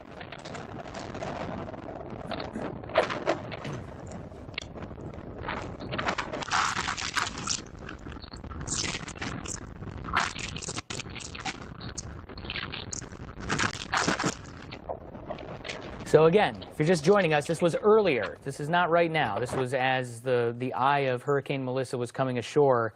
The way we're going to do this block is we're just going to highlight some of the video because I just want to tell the story of what happened in Jamaica today. So we've got a certain amount of videos. We're going to play the video, and I'm going to add a graphic which highlights where you're seeing the video from. Okay, so you just saw the Treasure Island, or excuse me, the Treasure Beach video. There's is that the same one, or we got another one? Yeah, this is, okay, now we got Black River. Let's go to Black River, which is not far away from there. It's a little bit farther toward the west. Black River, if I had to pick a spot that probably took the worst of this storm, I would say it's Black River in Jamaica. And again, you know, I don't know exactly what time this video was taken, but it was likely as the eye was approaching, or at least close by. White House. You see roofs coming White off. House. You know, we saw tons of scenes like that. We're And gonna say New Hope. again, it takes a little while for They a lot of this laugh on New video Hope. and information Have to the trickle in fucking White after House. an event like this happens. You know, I know a lot of people are impatient, thinking, man, I really want to know what happened. How bad was it? You know, this is about as good as we can do right now. Look at this, Black River. I think this is one of the most telling videos. Damn, look at that. Yeah. Category 4 or 5 hurricanes tend to create scenes like this. Tornadoes. You know what that reminds me of? That reminds me of Tornadoes. video. I think it was out of Mexico Beach during Hurricane Michael back in 2018. I don't know why that popped in my head, but yeah, that's something that's going to take a very long time to clean up for. I mean, this storm, you know, there are parts of Jamaica that are not going to look the same for a very, very long time, and you know, it was predicted. These things do happen from time to time. You just hope the people took it seriously. You know, I did see a lot of videos where the Jamaican people were just in such good spirits, you know, being silly sometimes. I'm okay with that. Like, I think it's cool. You got to keep the spirits up. But man, for a few hours there this morning, St. Elizabeth Parish, by the way, let me show you where this is, and then we'll roll some of the sound on some of these videos. So I just kind of hand drew this in because I don't have counties on this map, but it's this general area, which was basically the whole area that's on the right side of where the eye made landfall. Okay, so this spot, you know, took a terrible hit from the storm, to say the least. Does this have sound in it, Chris? Yeah, let's let it roll for a little bit. I just want to hear some of these videos. Not my boy. Okay, we're gonna start that.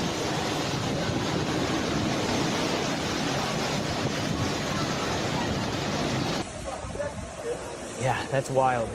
Another video here from St. Elizabeth Parish, which again is right on the east side of where the storm came ashore. Now, again, just to kind of explain this, it's pretty simple. It's moving it's spinning counterclockwise. So as it comes ashore, actually on the back side of it, water gets pushed out into the ocean. But on the front side of it, especially where the wind is the strongest, and especially where you have a little inlet like this in the Black River, or in the Black River area, it tends to be really, really bad when it comes to storm surge. Is this video has sound, right? Yes. Yeah, let's play out some of the videos. I'm going to stop talking for a little bit, and I'll pop in from time to time to let you know what we're looking at.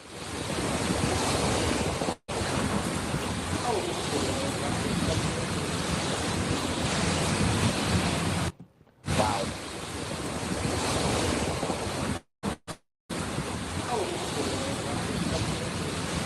All right, then farther toward the north, you want to stay in St. Elizabeth, or you want to go Spalding? Let's do Spalding. Yeah, let's go up farther toward the north. So that was the scene, those couple of videos that you saw, that was a scene along the southwest coast of Jamaica, very close to where it made landfall. That's probably the worst of the storm. That's where you're going to see the most violent wind video and all that kind of stuff, the most catastrophic wind damage, etc.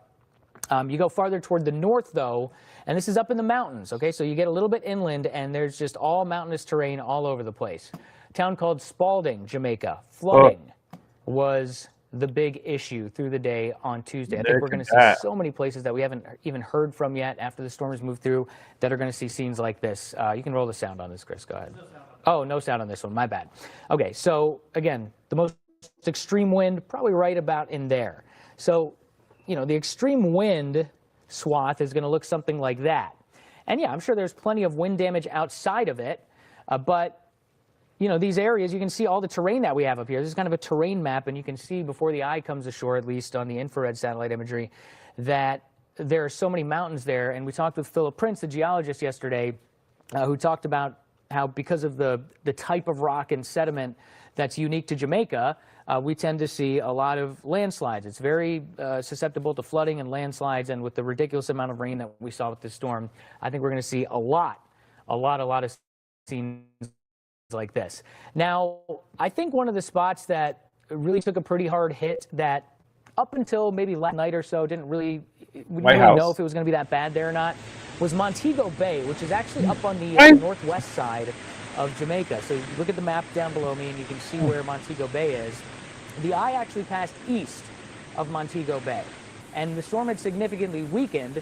Well, you got to keep in mind, it weakened from high-end Category 5 strength, so still Category 4 as it was moving by, even though, you know, the eye was a little bit shrouded. It's not like the storm was completely dead. Yes, the mountain shredded it up a little bit, but on the backside of that eye wall, the wind was very, very strong. I saw some stunning videos like this one. Well, look at this. Let's just roll sound.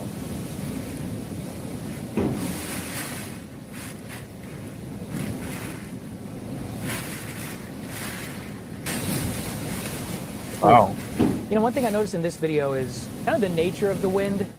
When we say sustained wind, you know, we're talking about the wind that's sustained. I know that's self-explanatory, but then you get these gusts, and they're just different in a high-end hurricane. You know what I mean? Like, you can be outside on a regular day, maybe sustained 10 to 15 mile per hour wind, and you feel that 30, and you're like, whoa, that's a heck of a wind gust.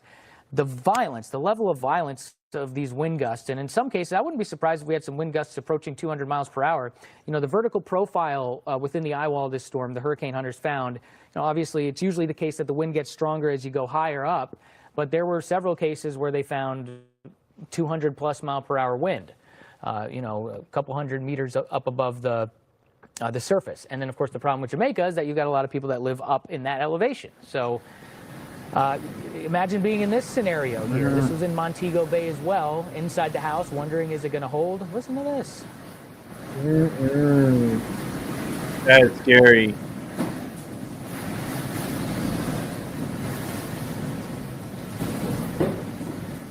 Oh, man, every once in a while you hear a piece of debris hit the house, too. I mean, that has to be so scary. Yeah, Montego Bay, one of the spots that definitely got hit hard during the day today.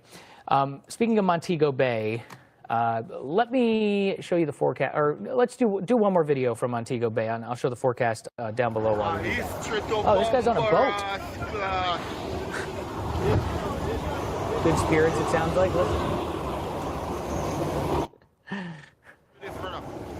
He's cursing. His story, this are going in a book. As long as I make great grandparents them live. If there's a single like this man. Wow. He sounded that like takes some gun up in the storm. That's something crazy. Else. The worst is over, as I mentioned, and the wind's going to continue to calm down a little bit over the next several hours. So, yes, it luckily started to accelerate a little bit. Here's another video from Montego Bay, probably from a little bit earlier in the day, maybe before the worst of it got there is my guess on that. But it does give you an idea of what the town's like. You know, you have a lot of, pools, resorts, all that kind of stuff. And, a lot of people vacation there and a lot of people live there. So it's an area that's very populated, and they took a pretty devastating hit from the storm. At least it appears. Keep in mind, we're still in the super early stages here of trying to gather information. I haven't even seen any information of, whether there have been deaths or injuries. I mean, I know that there were some deaths. They'll be able to get that out. Talking specifically about today. They got Starlink. And go to our Newswire here and see. And they got solar to charge their batteries. So I have seen that Jamaica has been declared a disaster area. So that's fresh. Actually, that was at about 9 o'clock. Yeah, that's about all I see right now. Okay. Well, let's do a little bit of forecast before we go to break here, because people watch the show at different times. I'm going to start this off with Cuba's radar site, because Cuba is the next in line. And just over the last, I don't know, half an hour or so, we're just starting to see the eye of Melissa emerge to a point where it's visible from the radar. So keep in mind, with a radar site, which is right here in Guantanamo, the further away you get from the radar site, the higher and higher up you're seeing in the air. So the radar kind of shoots out like that. So it only has a certain range that it can go to, and we're at the outer extent of the range of that radar right now. And as it gets closer, we'll have a better idea of how well put together it is, where exactly the worst of the wind is going to be at the surface. Now, the forecast for Cuba is kind of interesting because it has shifted west.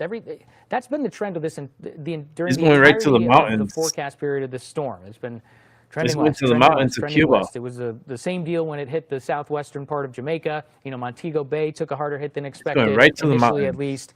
And, I remember last night looking at this, and I think the center of the cone was a little bit just west of Guantanamo with some of the worst storm surge going in there.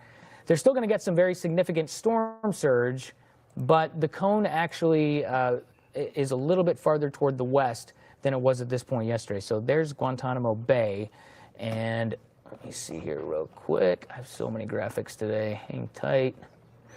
Yeah, it'll be a Cat 4. There's another town in here that I'm trying to find the name of. Projecting it to be 140. The wind gust forecast, and it'll come up. It's this 125 other little now. inlet here that's just west of Guantanamo. But either way, east of the eye, you're going to get some very significant. They're going to get hit pretty hard. Hey, today would be also a really good day to take some questions if you guys have any. I know our viewers like to ask a lot. I like to answer them as best I can, at least. FoxWeather.com/connect. Hit that QR code, and you can not only ask questions, you can give us some comments, you can give us pictures, videos, etc. It's really kind of a one-stop shop. It's pretty yeah, I know they're going on this little break thing, so let me move this forward. One of the worst hurricanes that has ever occurred in the history of the Atlantic Basin. They do get some monster hurricanes like this a little bit more often. It landed at the White House. Places like Japan, White House, the Philippines, Taiwan. You'll tend to see hurricanes like this. It's just a little bit more of a hotbed for the big monsters. They call them super typhoons. But here in the Atlantic, this is a very rare thing. This is Jamaica, obviously, and this was earlier. So I'm just showing you where the worst of the storm went through. Now, it's not like they had no impacts in Kingston, but certainly, obviously the most populated part of the country, it was nothing like Gilbert was in Kingston. You remember, if anybody's watching that happens to remember Gilbert, came across the island this way, and actually Kingston ended up on the right side of it, which is the bad side. They had some storm surge and all that. I digress. This is what happened today, and that is about as perfectly put together of a hurricane as you can possibly produce on this earth.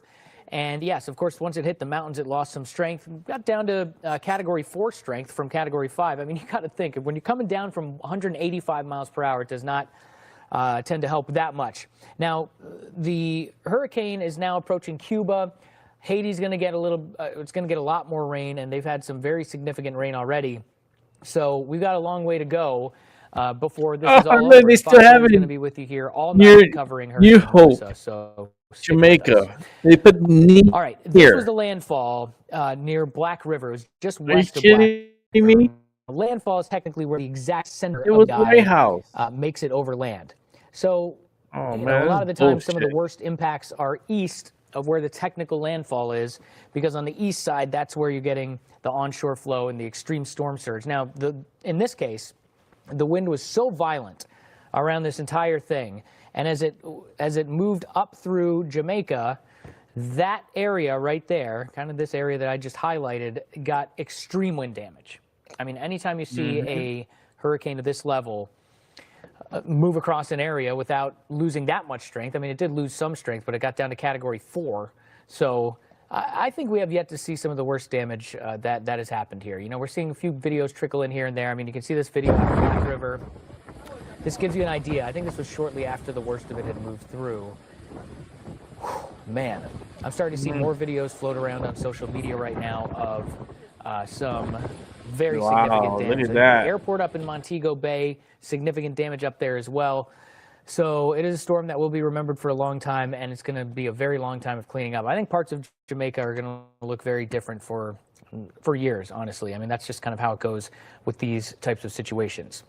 Okay, let me give you a little history on Or actually, before I do that, I want to just Do you see how they put run on the some map? numbers You on hope? this hurricane because there were a lot of superlatives that were being It thrown would have been around. White House. And You see? you know, if you're somebody that thinks that superlatives get used too Oh, much, they always say man. it's going to be the biggest, baddest hurricane and all that.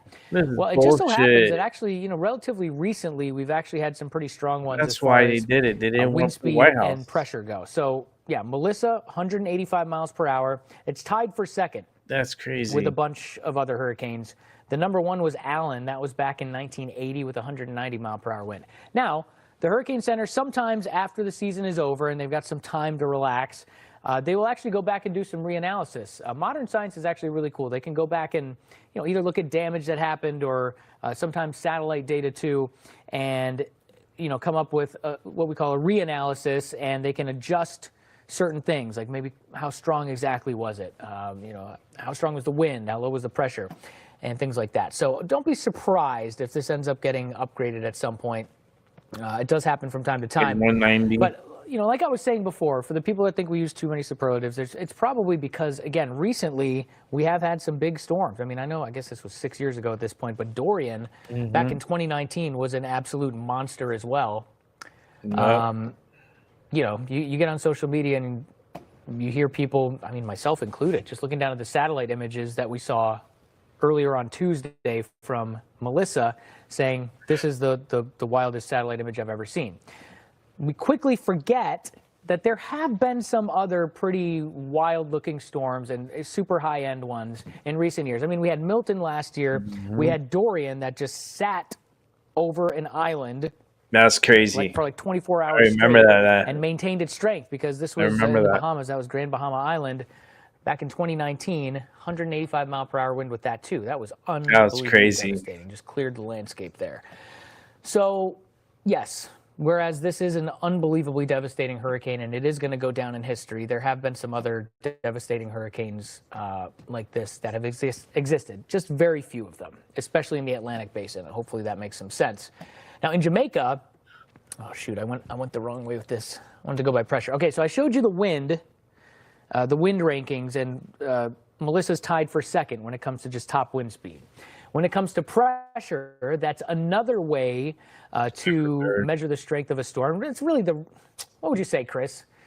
You go by wind speed or pressure? It's like two different things, really, They're two different things, but they're connected. So, I mean, yeah, winds. Well, but here's the thing. Okay, so you look at Melissa, 892 millibars. I mean, just by power. You don't see Dorian on this list, though, at all. That's what I'm saying. Yeah. And then...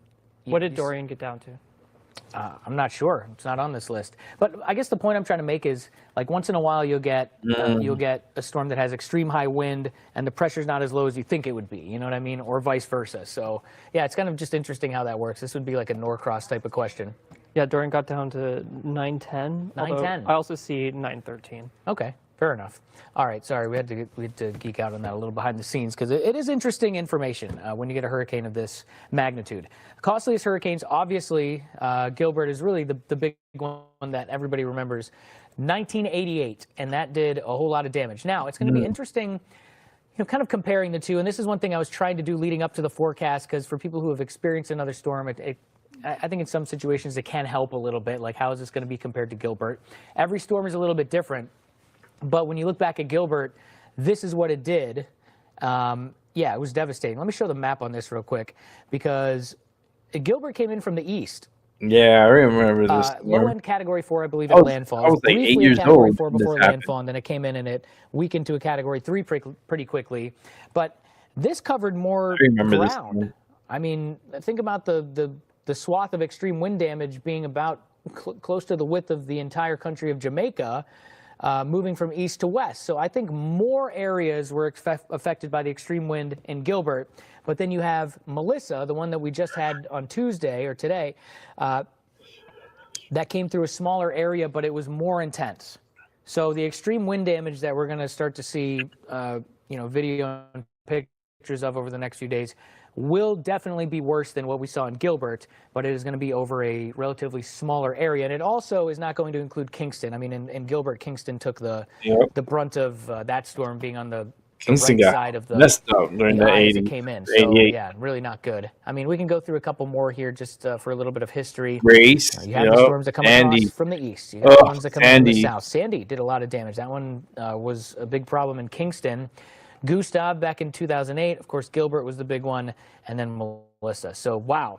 I mean, Melissa, I guess a little bit closer to Sandy in the track. Look how long this thing stayed Category 5. It was Category 5 halfway across the darn island nation. That is unbelievable. With all the terrain there. I mean, that was a heck of a storm. That's for sure. Now, from here on out, we need to forecast for who's going to get hit next. And before we do that, actually, let's throw up that tweet real quick. You had a tweet ready for me in preview. Okay, it's a question. Sorry. Chad Mays over in Macon. What internal storm dynamics, eye formation, eye wall replacement cycles, convective bursts are at play with Melissa, and did they behave differently than a typical hurricane? That's a good question. Okay, I think I can answer this one here. Let me adjust my timing on this for a second. Let's go the last 24 hours. Why not? Okay. So one unique thing about Melissa, I would say, is that it did not undergo like eye wall replacement cycles as often as other storms did.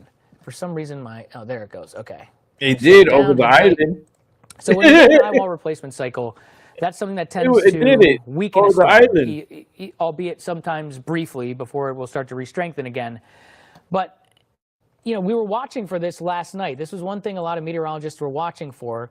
We're looking at the storm, and it's coming in from the south, and my satellite data is really making me not happy right now. Let me try it on a different graphic. Hang tight.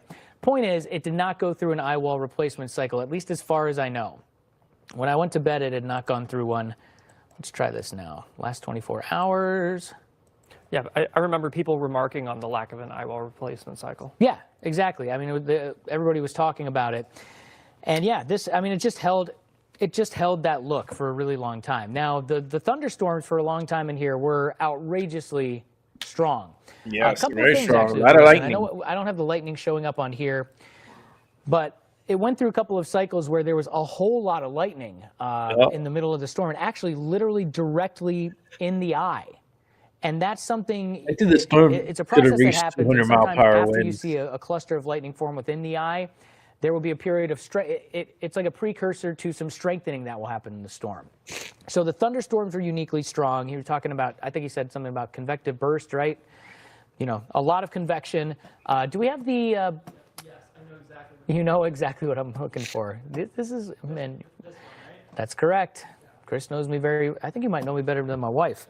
But look at these thunderstorms here. I mean, this is unbelievable.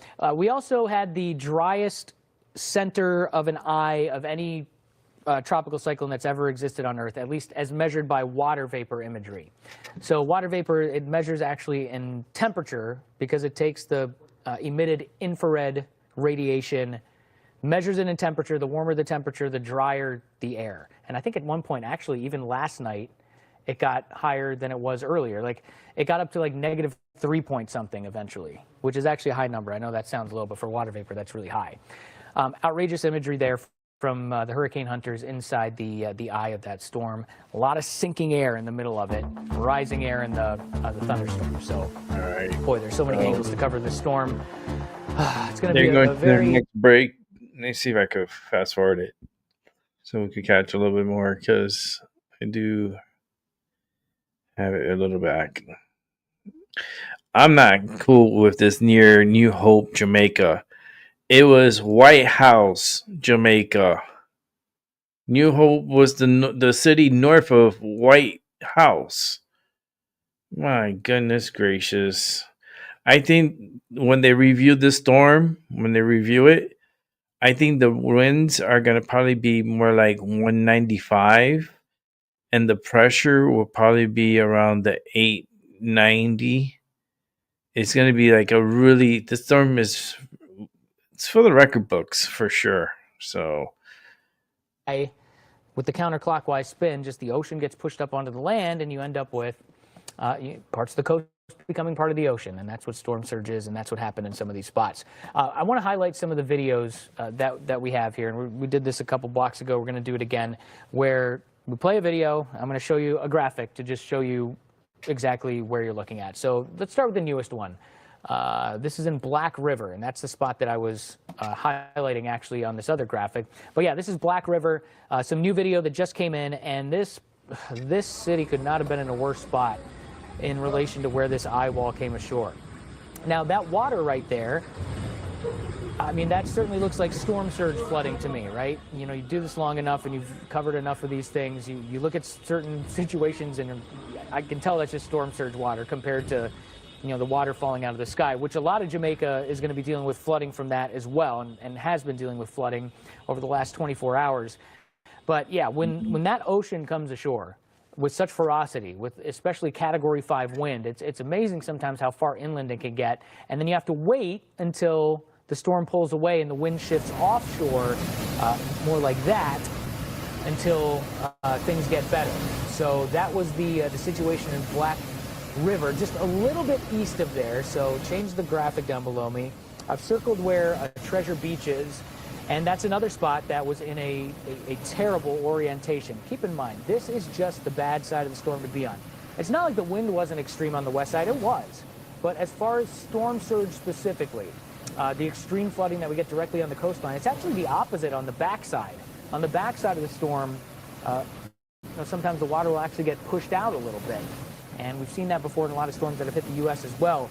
But the problem with being close to the center and being on the right side, the east side of the storm in this case, is that you not only get the extreme wind, but you also get the extreme storm surge. And the stronger the wind, the more intense the storm surge can be and the more damaging it can be. So this was just a worst case scenario for this entire area down here. And listen, I mean, it's not just those areas that got storm surge. You get farther out toward the east, they had some surge as well, but the most impressive and violent storm surge is usually pretty close to the center of the storm. How about St. Elizabeth, Chris, which is actually the name of a parish, not a city. It includes actually Black River and Treasure Bay, like we were just showing you. And I kind of hand drew it here on the map. So that's the general area where St. Elizabeth Parish is. And these videos are coming in and they just say this is from St. Elizabeth Parish. And I don't know exactly which part of the parish it's from, but I thought I'd at least highlight the area for you there so you can see. But the wind was just violent there. And you know what I think we're seeing a lot too? You know, this may be up in the mountains. I mean, you can clearly tell there's some terrain right there, so that's likely not right down at the surface. And as you get higher up in the air, the wind is actually stronger. That's generally the case in most higher in the mountains, the more wind you get. When they were dropping their instruments in there, and then they come out with a vertical profile. And there were many cases where there were 200+ mile-per-hour wind gusts up above our heads, or up above the surface, I should say. So that's another concerning thing, especially close to the coast, up in the mountains, because once the storm starts to move inland, the mountains will actually shred the storm apart quite a bit. It loses its strength, and you know the wind is not quite as bad after that. I mean, still pretty bad in this case because it was still Category 4 as it was moving across. Wow, look at that. St. Elizabeth again, the parish there. Just unbelievable wind. So can we go back to that last one super quick? And I'm gonna bring you in on this, Chris, too, because like, what would you eyeball that wind gust at? How fast do you think that wind gust is? We'll see if we're similar. No, maybe one. That beginning one, right? I think we're in like the 60 to 70 range there. I would probably say 70 to 80, but yeah, we're in the same. I mean, the gust. I'm looking at the gust. I just want to put things in perspective because a lot of these videos that you're seeing, it's because the conditions were such that people were able to take video. There's reason why there's no video that exists from inside an EF5 tornado. Okay, think about it. And I think what we're going to see here over the coming days is unimaginable damage in some spots. So the point I'm trying to make is it likely got a lot worse there than what you actually see, especially if that was a spot that was directly within the eye wall. Then on the other side of Jamaica, up to the northwest, Montego Bay, I think they got hit harder a little bit harder than was initially expected. Maybe 36 hours ago, even 24 hours ago. There was still a lot of uncertainty in the forecast as to exactly how this was going to pan out as the storm came across Jamaica, and it ended up being pretty bad. I saw a lot of videos where the wind looked just absolutely extreme there. And, you know, the storm was moving across Jamaica and losing strength. You see the eye kind of dissipating there. But that doesn't mean that all of its strength is gone. Remember, it was weakening from high-end Category 5 strength. So even, at this point, the Hurricane Center, I believe, still had it as a Category 4 as it was moving there. But it's always interesting to see. Sometimes with the eye wall, it can be a certain side of it that's a little bit more violent. And to me, this kind of just looks like maybe this back side was a touch more on the violent side than we may have initially thought. Because Ego Bay, I mean, I guess you could technically say it was in the eye wall. It was more like in the outer eye wall, I feel like, at least based on this infrared imagery. Maybe a little bit tough to tell there once it goes away. But, yeah, I'm overanalyzing. At the end of the day, they were close to the middle of the storm, and they got some extreme violence. Look at this. Yeah, let's roll sound on this. This is wild.